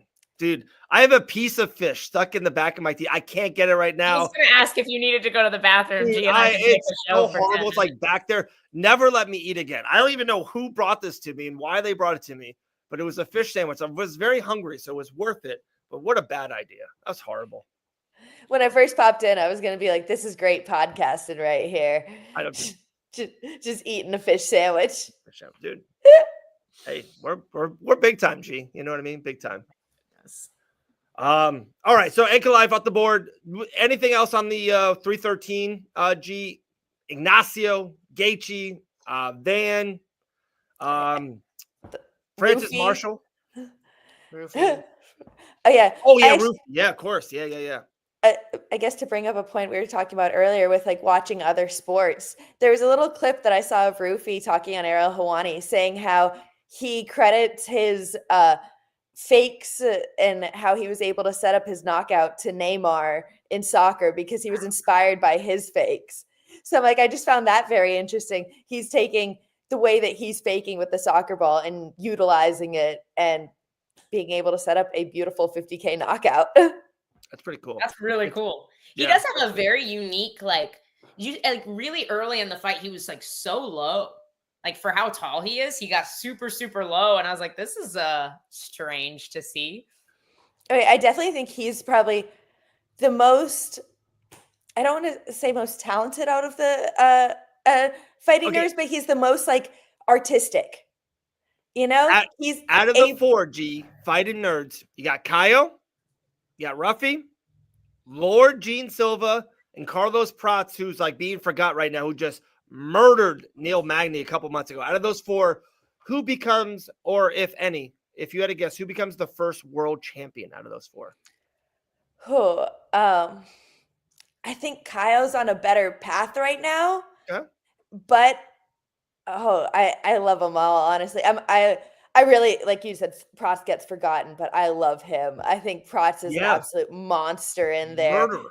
Then I think Rufy, like I said, is very artistic, like more than the others. Like he's gonna be the one throwing like the spinning back kicks and a little bit more, I guess when I say talented, maybe I mean like athletically talented. He's just a little bit more agile, I feel like. But and then obviously, I don't know, they're all Lord Silva, his last fight, then we got him fighting Bryce Mitchell, and I can only wait to see what happens. I think it's April 12th with that.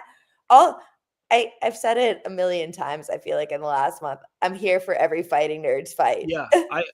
To me, I think it's Gene Silva. I think that's like he is a bull in a china shop. Like he's like coming forward with just ferocity and power, and just there's no stopping that guy. I think he's going to beat Bryce Mitchell and have such a spotlight on him. I think like he fights Lopez or Mosar next. Like after that, I really think he's that put him up there. And if he keeps going, he's 2 fights away from a championship. Well, you know they won't give Mosar a title shot no matter how many fights he wins. So I could see that. He has to go 40-0 in MMA, first ever. He has to go 40-0. Since you have such a fascination with the fighting nerds, I want to ask you kind of a difficult question. So every time we see the fighting nerds, it's like, oh, they're 18-0 in the UFC, blah, blah, blah. They leave out a couple people that are also on the fighting nerds teams. And these are the ladies who definitely will bring the average down a little bit on wins. So here's my question. I don't know much about the gym beyond the handful of the UFC fighters who train there. I don't know if you know more. Do you think maybe it is not a good gym for female fighters or those specific fighters perhaps? Because Bruna Brazil has had mixed results I know this was her first camp with them, but Mayra Bueno Silva moved back to Brazil, did this last whole camp and several months with the fighting nerds before this fight. What are your thoughts on that overall? Well, I guess you kind of said they're both kind of new to the fighting nerds. So that's what my thought around that. Brazil's been there a long time. She's had 2 fights with them, I believe. Okay. Yeah. You're right. Yeah, from what I'm not 100% sure, but I believe she only has 2 fights with the fighting nerds. And the first one she actually really impressed me, honestly, is when she fought Molly McCann. And I feel like she went out there. She looked very prepared. It was the first fight where I was like, oh, this girl is going in there with direction. You know, like she was just prepared for whatever Molly had coming at her. So I think, and then same with Mayra Bueno Silva, kind of a short term with them, just left ATT going to them. It's like she didn't really, they haven't had chance to build them as much as they have the boys, I don't think. And even Bruna Brazil's last fight was on, I believe, 2 weeks notice. It was short notice for her. She took it up a weight class. So I don't think that was the best depiction of her as well.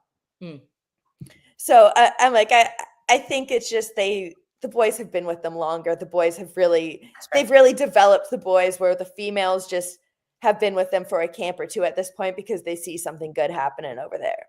I always wonder too, because I know we have the same thoughts on this, but like training with boys is very different. You know, if you are in a gym where you are one of just one or two girls, it can be really, really difficult because women fight so much differently than men.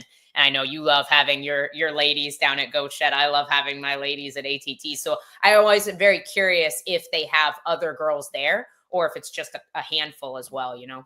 Well, So that being said, I primarily train with boys, honestly. Like I do once this week, I actually flew a girl down here for me this week to kind of be a good look. But typically I have one sparring day with girls a week. And then the rest of the week I'm going with boys. I feel like it's like they do fight you different, but in the end of the day, they are going to give you more of a push. They're going to they typically are stronger and more athletic when you are going with a boy. So it's like they can push you in ways where a female can't necessarily. So I usually don't go with a lot of females. I'm typically going with guys more than anything else. It's funny you said that, Al. I mean, I just said apparently the Fighting Nerds are moving to New Hampshire. Yeah, I haven't heard that. I saw that comment. I didn't see that. Maybe more American fighters will train there.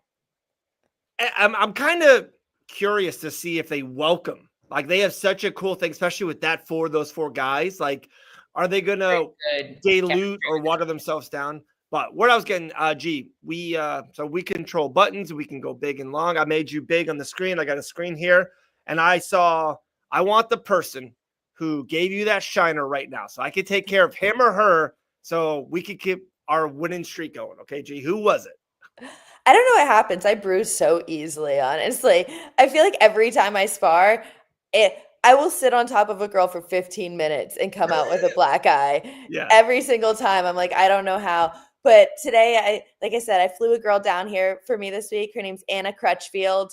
She fights for yeah. We had breakfast. Remember we had breakfast at Anna with remember it was the teapot with David Evans and we couldn't get to work? Yeah, exactly. Her. Forgot about that even. But yeah, so she fights for Fury FC currently. I believe she's 3-1 as a pro. Really talented fighter. Yeah. Very talented. I met her actually at Wonder Boy School years ago. She grew up boxing and kickboxing, then wanted to start MMA, so started training at Wonder Boy School. She's 27, I believe, so super young, super talented, great kickboxer, and great look for this fight. So that's who gave me the pretty eye. Dude, I think this is a good compliment. I think I can give this to a younger lady. She has like 27 abs. Am I wrong on that, G? She has the best abs. Yeah. She's someone I honestly have no idea how she makes 15 every time. I'm like, she's a big girl and she's absolutely shredded. Like she says 20 abs. Exactly. Yeah. Dude, she has power. I'm pretty sure she has the same management team as me. I'm pretty sure she's managed by Iridium because I think that's how I found her. Because I don't typically just go watch, I watch a lot of MMA, but I'm not usually sitting on my couch on a Thursday to watch regional MMA on UFC Fight Pass. And I'm pretty sure I saw her pop up on Iridium's page and was like, huh. And I went and looked her up and like, got knockouts. She's like putting girls away, like really, really on Gillian's page. Huh? You know, maybe a picture of G and her together. You're like, hey, wait, G's my co-host. I got to see what's going on. And then boom. I haven't been on Instagram very much this week. Unbelievable. Talking about that, I think it's a great question. I think the fans will actually like to hear this, and as much detail as you want, G, or as much as least as you want. When you say you fly someone in, what does that? What does that do? Like, do you have to pay for her flight? Do you have to put her up? Do you have to pay her for the week of work? Where does that all come in sum? Everything. Okay. Yes, pay her for the week of work, pay for her flight, pay for her place to stay, make sure, take care of everything. But it's what I got to do to make sure that I'm getting the right. Is there usually a flat fee for that, or is that negotiable? How does that work? Honestly, I feel like a lot of fighters don't really expect to get paid, but I feel like that's how you keep training partners that are going to keep coming and helping you. So I'm like, I feel like, especially on a low level pro, I feel like, this is how I would have been. And I feel like this is how most of my friends are, of being like, oh yeah, sure. I'd love to fly to Miami to come train. Like, why not? Like, chill for a week, come fight, and come train with like someone who it's like obviously we're good work for each other. So I feel like a lot of fighters don't exactly expect to get paid, so it's definitely negotiable.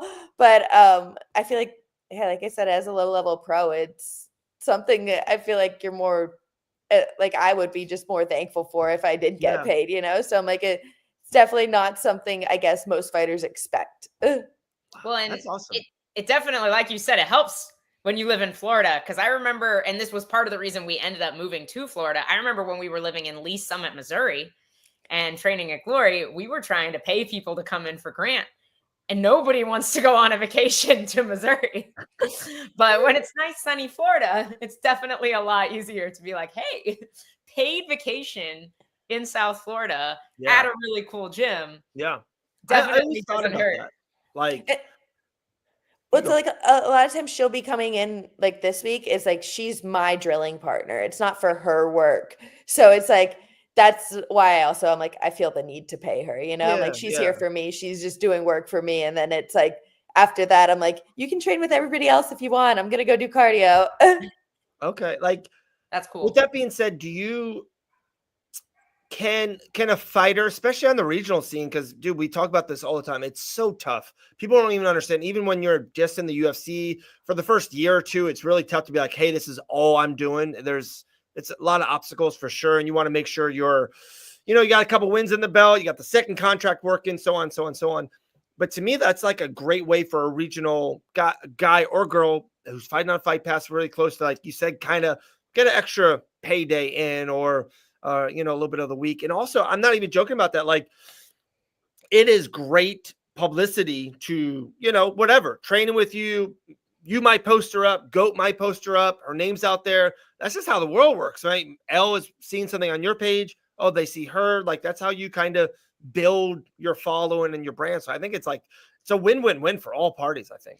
Yeah. Actually, when I was, I think like 22, 20, it was when I first got into the UFC. I was like 22, 23. There was a girl who contacted Mike Brown and she was looking for a good grappler. And so he offered it to me and she flew me out to Rome for 3 weeks. So I lived out in Rome for 3 weeks with her. You got paid good? Yeah, she paid me to go out there, paid for my flight, and then I lived with her. She had an extra bedroom. What? So that's I'm like, amazing. Yeah. Yeah, I'm like, that opportunity, I was like, okay, for sure. Free vacation to Italy? Did you get to travel? Obviously, you were there for her. I'm sure you prioritized her training, but like, did you get to explore at least some? Yeah, it's like, obviously she was from there. She's a local, so she took me around. So it's like, she showed me like everything. So, and like, she had her little scooter. I was just riding on the back of it. It was amazing. That sounds amazing. That's the best thing ever. Last question, G, and we'll let you go. It says, G, do you ever miss the Canadian winters? I think those are the reason I'm still in Florida. Wow. There we go, guys. I like warm. I will say this for Buffer. The one, the only, Gillian the Savage Robertson here under the Fight Has banner. Guys, if you haven't watched it, Sunday morning, the best thing under our banner, Sunday morning brew with G and L. G, you're the best. We'll talk soon. All right, friend? See you. There we go. Gillian Savage Robertson. I have to admit, Sunday morning was a little dicey. I was going on very low sleep, but we still made it happen, and it was still a killer show. Thanks to the comment section. The comment section was absolutely phenomenal on Sunday. So thank you guys. So like what I do, usually I'm at church Sunday morning. I come back and I put you guys on right away because like I timestamp you guys, and then I also rip the audio to put it on all the audio podcasts, which do killer, by the way, as well. And it's just like, so like, it's funny. I'm watching the show more than dude, love this show. Best pod ever. Thanks, Ryan. Ryan, you're the man. Dude, you're the man. He said he's Ryan, if you like UFC trading cards, DM us your address. We'll mail you a trading card. We love that. Oh, dude. Look at this comment. Sunday morning brews, my favorite part of Sunday. It's right before my open mat at 10. Insane. Great comments. Elle got energized Sunday once we started talking fights. That's true. It did help. It did help. I definitely needed a nap, but I can always talk about fights, even if I'm half asleep. For sure. Someone who can always talk about fights as well, El. And I said this, to me, he's not even just a great mixed martial artist, and he is, but he is absolutely a gem on the microphone down here in South Florida. The Italian gangster looking amazing. Danny Sabatello. Danny, what's up, brother? What's up, guys? How we doing? Doing Good. good, You my look man. How are you? extra tan today. Yeah, with spring break and a lot of people here in town, I got to do my runs outside and kind of show off the abs a little bit. I like that. We were talking about abs earlier. Do you know who Anna Crutchfield is? Anna Crutchfield. I'm Maybe. sorry, man. I'm bad with names. It was a bad question. I don't think he would know who she is. She's a regional fighter in Texas. Yeah, bad question, dude. G was just training with her, and dude, I'm not even. She has like 28 abs. It's unreal. She's trying to be like Danny Sabatello. Like, she's a fake Danny Sabatello. No, I love it. A lot of people should try to do that. There we go. More people should be like Danny. Yeah, we need more Danny Sabatellos in the world. Danny, I got 2 boys. If they grow up to be half the man that Danny Sabatello is, I would be a good dad. You know what I mean? Oh, stop it. I mean, I agree with you, but yeah. My bad. All right, here we go. So recently we know there's been some news, some big news. Do you want to, when we have someone like as good as you on, we just drop the mic to you, my man. So what's happening in Danny Sabatello's life right now? Yeah, so recently I just signed a massive deal with Rizin over there in Japan. It's a 3-fight deal, and we got the ball rolling quick. They want me to go out there and perform for them in front of their great fans right away. So I already signed a contract to fight somebody. Signed it maybe last week, maybe 2 weeks ago. I can't really say who it's against or where it is or when it is, but we already got the ball rolling, and it's going to be an absolute mega fight. I'm super pumped to see you over there. I know you've done a couple interviews kind of just surrounding the question marks that were your career before this deal came to fruition with Rizin. I heard you say that there were a couple, you were negotiating with a few different promotions beforehand. Can you say who you were negotiating with before you made the decision to pick Rizin? Yeah, I don't want to get into too much detail around that, but I do have the best agent in the game, Ali Abdulaziz. Obviously with me talking and more so me performing at a very high level, obviously that speaks for itself with these promotions and them wanting to do business with me. But when you parlay that with having the best agent in the game, everything kind of comes easy. He's a great negotiator. We all know who he is. He's just the best in the game. So shout out to him and the props to him.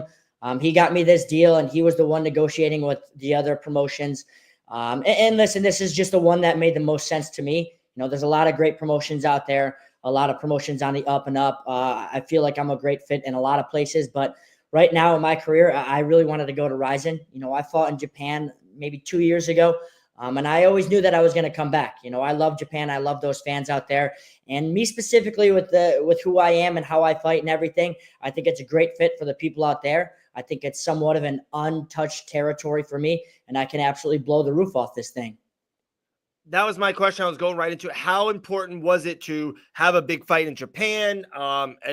Rizin doesn't do to everything that I see. They don't do small shows, right? They don't do smaller shows. It is ginormous. They do big shows, thousands and thousands of people, loud, great, look to it, look visual. How important was that decision?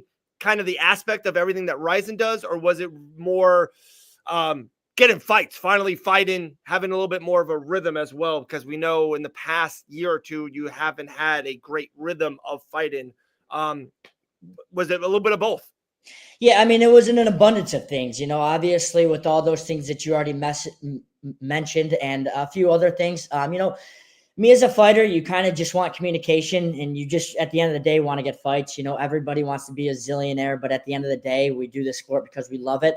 And the way you make your earnings is you have to fight. So I didn't really get offered too many fights, but that's okay. All eyes forward, one step after the next. And it's landed me here. But, with these shows in Rizin, they are all massive shows. You get a zillion people over there. And that's kind of the territory that I want to be in.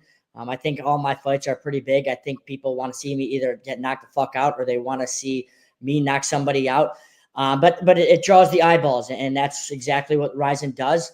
It's a perfect fit because I think the people over there really respect the art of mixed martial arts. You know, you go with some of these shows and there's so many people there, but somehow it's so quiet just because everybody is analyzing this and really studying the skill of martial arts over there. So it's very big over there. I'm very thankful that I was able to fight over there previously, because if I wasn't, I don't think I would have necessarily understood how big it was over there. You know, going into that, I've had friends at the gym and people that have fought over there tell me what it's like, but you don't really understand it until you're in the thick of it and really experience it. So I'm glad that I was able to go over there, and it made this decision pretty easy. You know, obviously I want to be smart with my career and think of everything and the pros and cons and outweigh that. But at the end of the day, it started with wanting to go to Ryzen and it ended with Ryzen. So I'm just so excited to get structure, to get more fights in a year. You know, again, I always say this, if it were up to me, I would get 50 fights in a year. I want to smash motherfuckers' faces. That's just what I do. I fight healthy. I fight hurt. It doesn't matter to me. I don't back out of fights. So at the end of the day, I will be getting a lot of fights in a year. They know that. That was one thing that we kind of said was, listen, I want to fight. I want to go out there and fight. So offer me fights. So a lot of fights are on the horizon in Japan for Danny Sabatello. Love it. I have to sidetrack to this comment right here. Met Danny at the wharf. I feel like every time somebody's like, oh, I saw Danny the other day, it's always at the wharf in Los Angeles. Me and my boys always go to the wharf. You know, I live out here in Fort Lauderdale. And for the people that don't know what the wharf is, it's a very exciting bar over here in Fort Lauderdale. It's massive. There's a bunch of bars inside one big mega bar. You know, when I'm in camp or close to a fight or anything like that, I don't drink at all. I don't even go out. My life is boring when I get close to the fight, which may or may not be coming up here soon. But when I'm out of camp, I like to have a good time. I got a lot of friends and family down here now in Fort Lauderdale, down in Florida. So I like to go out and enjoy myself. I think that I'm a little bit smarter and more mature now. I used to get in a little bit of trouble, but you know, when I go out, I just try to have a good time. But again, when I'm in fight camp, all that stops. It's just tunnel vision. There's no wharf or anything like that for me once fight camp starts. We're going to get you sponsored by the wharf, Danny. There's a free ad right there for you guys. I know. Let's cut that up. We'll send it to them. Free drinks. We're out of camp, of course. Out of camp. You know, we'll get some free drinks. The tab is already lined up. That sounds good, El. No, that would be perfect. I like to drink. I don't do any other drugs. I don't smoke weed or do anything like that. All I ever really do is drink if I can. I don't really believe in any of those things. And one thing about me, I like to think of my conditioning is the best in all of MMA, not just in the bantamweight division. And I attribute that to not just my hard work and my drilling and live goes and running, but also not doing drugs and not smoking any marijuana. You know, I'm a professional athlete. I know a lot of people out there smoke weed and are professional fighters, and that's great. But, you know, the world also has a bunch of pussies in it. So I think they fall into that category. You know, at the end of the day, I got to be the best of my craft. And I think weed is somewhat of a detriment to fighters. Sometimes they try to convince themselves that it's not. And maybe it helps some people with the mental side of it. But in terms of lung span, I'll never smoke weed or anything like that. Real quick, El, you mentioned drinking. Danny, do you have a go-to drink? Is it like, hey, I'm at the wharf, here's my go-to? Yeah, vodka. I pretty much just do shots. I don't really even do mixed drinks, really, just because I have a high tolerance. So if I'm able to get drunk one night, if I had like a vodka soda or a vodka Coca-Cola, vodka Mountain Dew, I'd probably have like 7 or 8 different pops. So I don't want to have that much pop or soda or whatever. So if I do actually have a drink, it would just be vodka, water, lime, you know, just as pure as it goes. But usually I'm just ripping shots of vodka. Danny, you are a man's man. You ready for this one? So I was in Biloxi. I was calling fights, and I'm a vodka guy too. I am a little vodka guy. So I was at the bar, and they asked me, but like I'm not as manly as you. So like I need a couple mixers, a little less.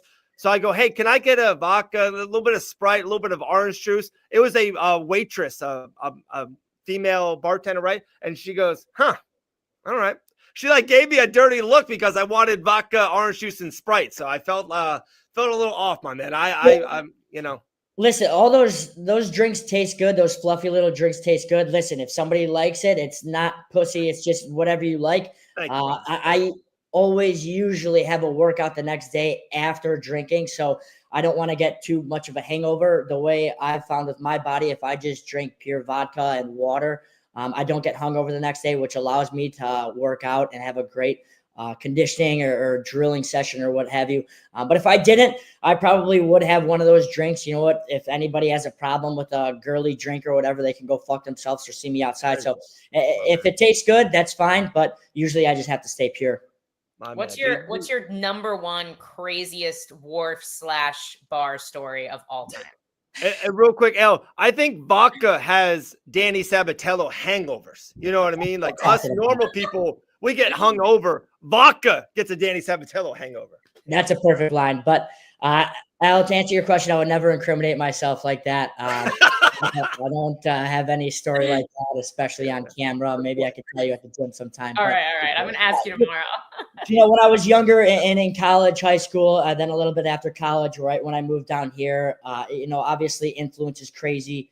And I kind of have believe it or not, a pretty bad temper. So, shit just happens sometimes. I like to think most of the time it's not my fault, but obviously when a lot of people get drunk and they hear that somebody's a wrestler or a fighter, they kind of want to prove themselves, and they're almost always wrong. So at the end of the way I look at it now is it's a lose-lose situation, getting in a fight or doing anything like that, just because the consequences will be on me. And let's say I do beat the shit out of somebody, it doesn't really prove anything. They'll probably go end up and sue me, and I'll be in a lawsuit, and I don't want to be in any of that. Right now, my whole tunnel vision and focus is to be the rising bantamweight champion of the world. And it wouldn't help me getting out there and getting in a little bit of trouble, even though sometimes it happens. No, fair enough. Well said. I'll ask you about your crazy stories tomorrow.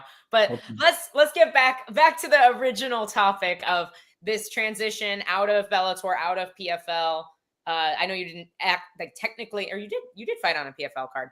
But transitioning out of their ownership and into this new opportunity at Ryzen, were you experiencing a lot of what these other fighters have experienced that are complaining about just not being able to be active, not get fights, poor communication? Were you experiencing something similar?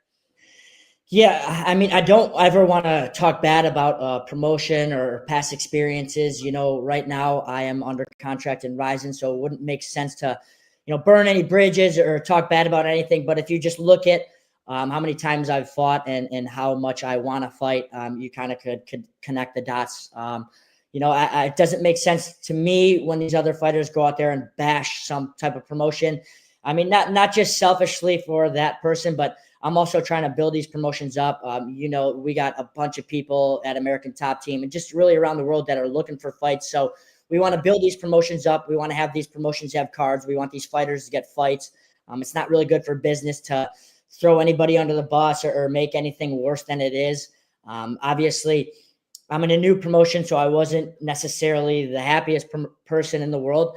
But I at the end of the day, I want PFL to thrive. I want UFC to thrive, ONE to thrive, BKFC, Karate Combat, especially Ryzen. I want all these promotions to thrive, so all my boys and the girls at the gym and everybody in MMA can get more fights. They can get what they're looking for. So I want everybody to thrive. But the previous year or whatever that transition happened from Bellator to PFL, things definitely were a little bit different. The communication and just offers was just a little bit different, but they're a new company. They're figuring it out. It's easy to critique somebody when you're not inside the business meetings and have to foot the bill for everything. So I hope that promotion thrives and does very good, and they absolutely can. But we'll just have to see. I totally agree. We are so pro every MMA organization. We need more fights. Except for the GFL. That place can stick it, okay? All right? Do we not like them? Can stick it, Daddy. I saw somebody in the comment section asked, and I didn't actually see the news on this, but I guess the Frank Mir versus Fabricio Verdum fight is now canceled. He had spinal surgery, El. That's what I was like, wow, imagine that. The fight between the two 45-year-old men didn't happen. Like, do they have a date yet for any fights? They do. They do have a date and they have a city, but they do not have venues. I don't know if it's announced or if I just know this because my friends know. So I don't want to say anything because I don't want them to get in trouble. But good. I have been told that they do have dates but not actual locations. So I don't know if they even have venues booked. And now we're losing fights. So I don't want to talk about GFL. I want to talk about Danny. Okay, I got one. I got a good one with Mr. Sabatello here. Danny, you mentioned a couple little things about Ryzen, 3-fight, all that. If I had to ask you your number one goal for the next year, these 3 fights with Ryzen, what is that number one goal? Is it world championship? Is it tons of money? Is it you just getting out there more? What's your number one Danny Sabatello goal?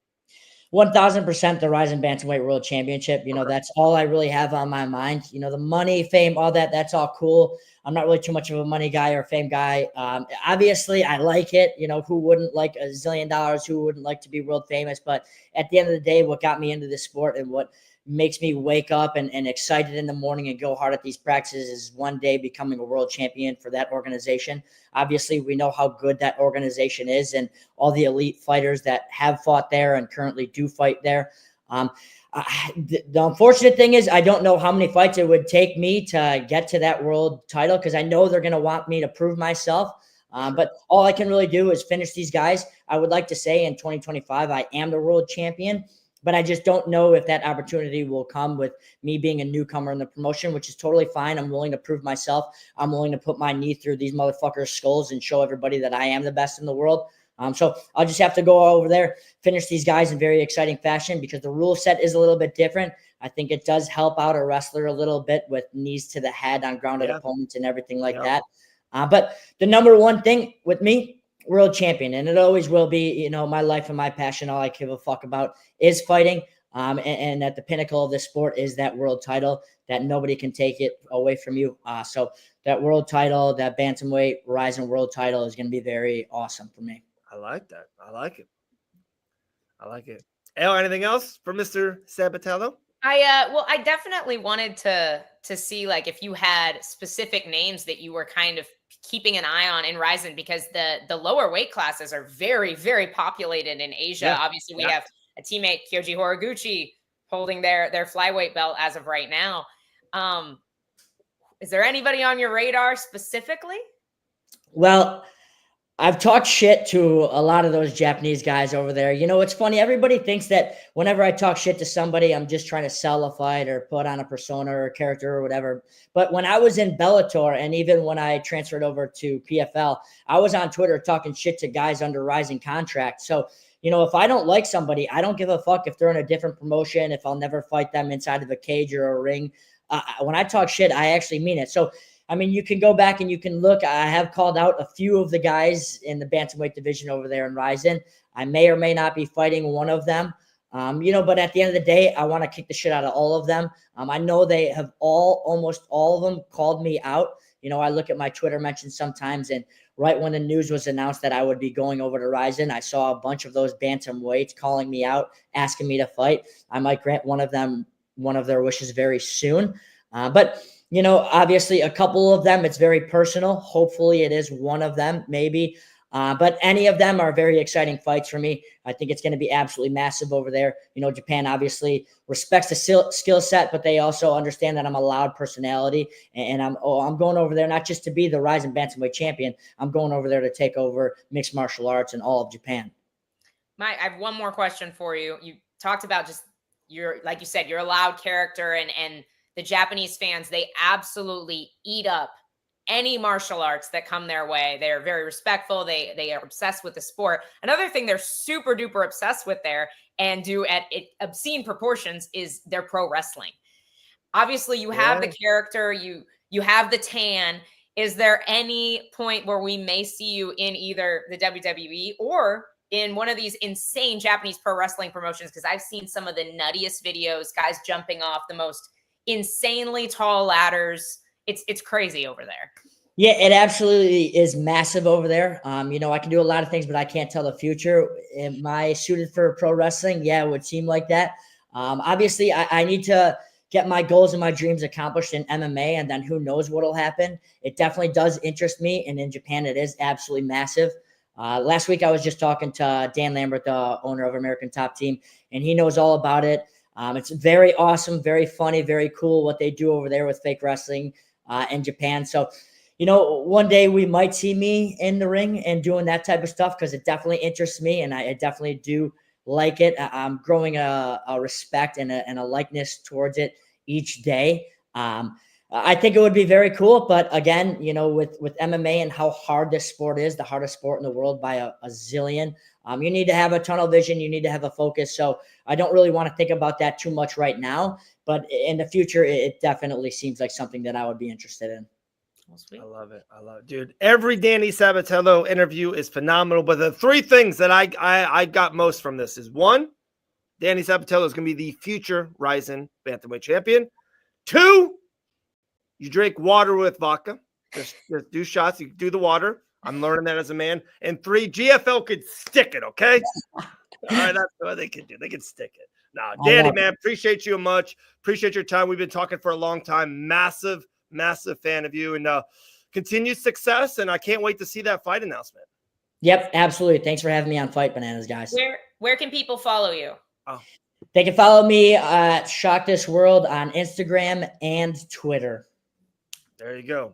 The one and only Danny Sabatello, Ryzen bantamweight. We'll see him very soon. Thanks, Dan. We'll see you guys. Thank you again. Thanks, Danny. Go. What a legend. Danny Sabatello. Love it. I can't wait to hear that story tomorrow. I know. Dude, can you call me afterwards, okay?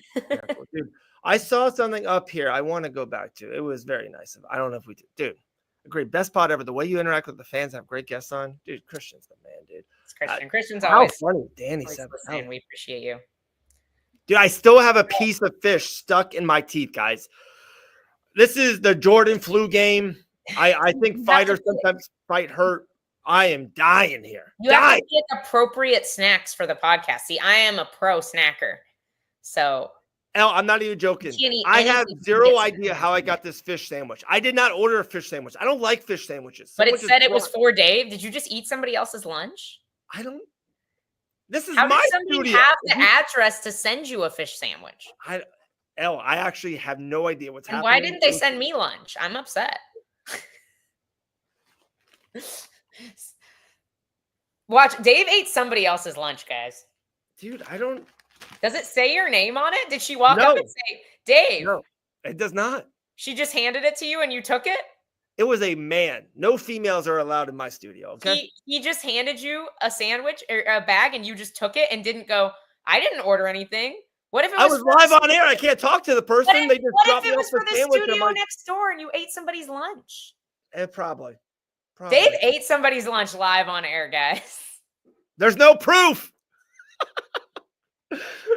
Oh gosh, the irony of going you just assumed somebody knew your address, sent you lunch. Wait, Christian, is Grant at Starbucks right now? Yeah, he's there with Chris Duncan. Did you say hi, Christian? Dude, I like me some Chris Duncan. I like Chris Duncan. That's hilarious. I think Chris is leaving soon. So Grant took him for coffee. What do you mean? So he's going back to because he's fighting over there. He's fighting next week, which I'm bummed. I actually probably won't see him today. I might see him tonight. I don't know. But yeah. So I actually haven't been snacking as much on the show. Do you guys, when fighters go away, is it like do you guys have like at practice you talk about it? All right, Dakota's going away for like going to Saudi Arabia to fight for a championship. Is it a thing or is it like just another day at the office? I mean, like, yeah, like it's a thing, but it's not like a thing. It's not a big deal. Like there's always people in the gym. Like there's always training partners. The girls is a little bit harder. Like when your training partners leave, sometimes you don't have very many people, but for the lightweights at the gym, when a training partner leaves for a fight, it's like you still have. No, I mean like when I went away to Biloxi for 2 days. I had like my daughters gave me 10 hugs. We said we got in a big powwow together. We had a bonfire dinner all as a family. Like it was a thing. I was like, guys, Daddy's going for 2 days. I'll be back. I'm not Chris's kid. Like I'm sure his kids feel that way when he leaves. Like we're friends. We want him to do well, but like fighters leave for fights literally every week. Oh my goodness. You guys are heartless over there. Okay. You ready? American top team. We love our friends. We're going to miss them, but they'll be back in a couple months. Like Chris goes home for a little bit. And then when he gets a fight, he comes back. So it's not like Chris isn't in the gym every single day, Right.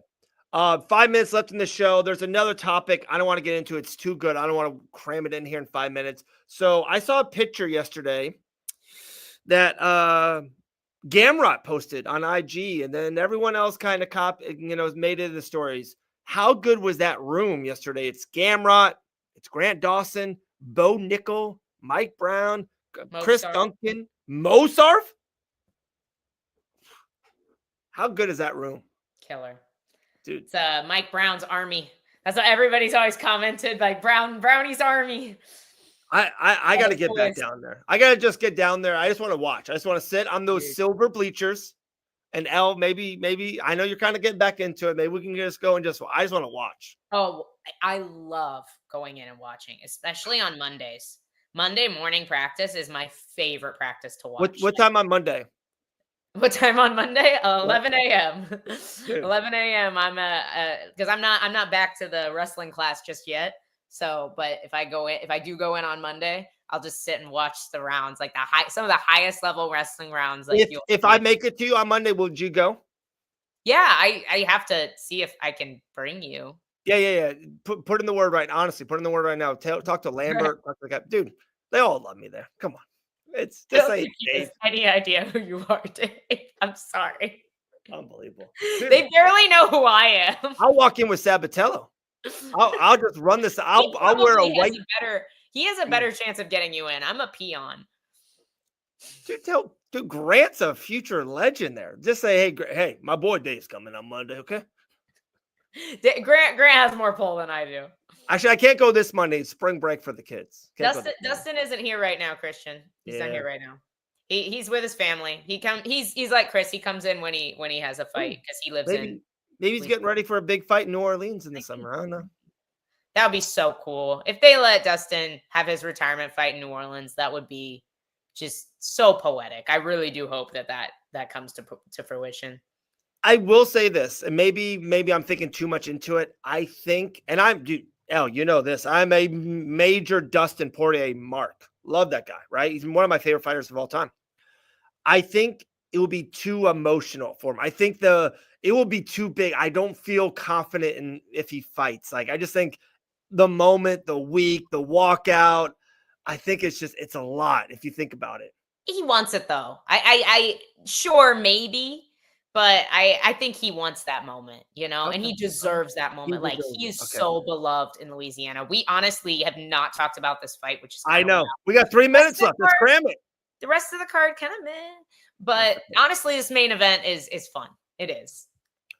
So Marvin Vettori defeated Delitse around 2.5, 3 years ago, in that range.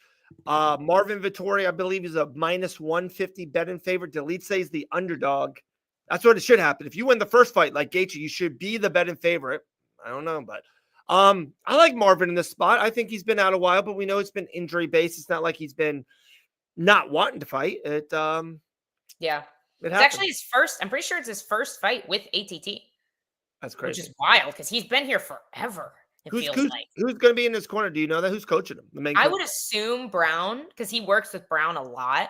Wow.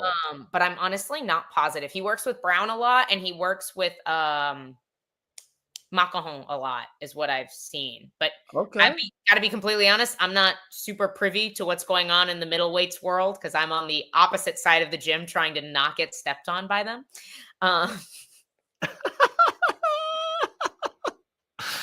What a question. Good question, Jake. I have no clue, and neither does Dakota. Good question. And probably neither does the PFL at this point. Who makes a fight Bellator and PFL made this fight poster of Belfast, and it was just Paul Hughes. They don't even have his opponent yet. They made a fight poster with one guy on it? Yeah. I'm sorry. I don't want to. I know. We're going there. I can't. I want to be very clear. We'll be very clear because I asked Danny the question because I have to because it's journalism. We love the PFL. We love the PFL staff. They take great care of us, and we're very excited to be back at the PFL in just a couple weeks. But how do you make a fight poster with one dude on it? What happened if Dave grabs a PFL mic and starts doing his thing? Just saying, you never know. Hey. Well, we won't be able to talk about it nearly as much. That's for sure. You have to be a lot more careful. Guys, go to Island Fights on the YouTube channel. YouTube Cam Teague versus David Zeldner. It was just Island Fights 87. It was the co-main event. So it's around 2 hours and like 50 minutes into the fight card. It's incredible. It's 17 minutes. You'll be very happy you just watched. The co-main is interesting as to why it's a co-main. Is my 2 cents on that. I feel like this card is just not. The co-main to me is not that good. It's and Chikawani. I don't think it'll be a bad fight. I just don't think it's a co-main event. That's why I don't know. It's not. This card is one of the reasons why I think we should have less pay-per-views. This card is one of those examples. Great main event, but the rest of the card is really like it's hurting for me. And then the fight night the next week is freaking fantastic. So it's good. I know we can do good fight nights, but the reason it's freaking fantastic is because they loaded every popular UK fighter onto that card. Yeah. We'll break down that card. That's next Tuesday, our spring break show. I might have 3 or 4 kids in the studio with me, but we'll make it work. Got Leon Edwards versus Sean Brady in the main event. It is going to be a good week, Sean. But we are out of here, guys. Hey, Sam Alvey had a miscommunication of time. It was our fault. I'll take the blame on that one. So Sam Alvey wants to rebook next week. We'll see. Hey, we'll see. But, guys, later on in the week, we have a couple of fun interviews lined up. Guys, we have Sadabu C talking with our Carissa Maxwell. That will be out tomorrow. Devin Cushing just won the main event of Island Fights. He will be on the show. We might or might not have Francis Marshall come through the Fight Bananas banner. So a lot of big stuff happening. Elle Dawson, can you say something very inspirational to the great people that have been watching this whole time? Why would you put me on the spot like that? Guys, really, really, really thank you for joining. We genuinely could not. It would be really, really boring to do this show without you guys. So we appreciate you so much. You guys have been freaking fantastic over the last week. Watch along, Sunday Morning Brew, live shows. Stay tuned. We really want to keep bringing you guys the best content we possibly can. So we are going to work overtime to get all of that out on the interwebs for you guys. And go to our website. Go to fightbananasofficial.com and read some articles. Wow. There we go. I'm not going to lie, guys. I think I've had a pretty decent hair day today. It's not bad. Not bad. All right. Elle Dawson, the absolute best in the world. I'm pretty decent at what I do too. So we'll see everyone later on this week. Ton of content coming your way. I'm pushing the button. Everyone have a great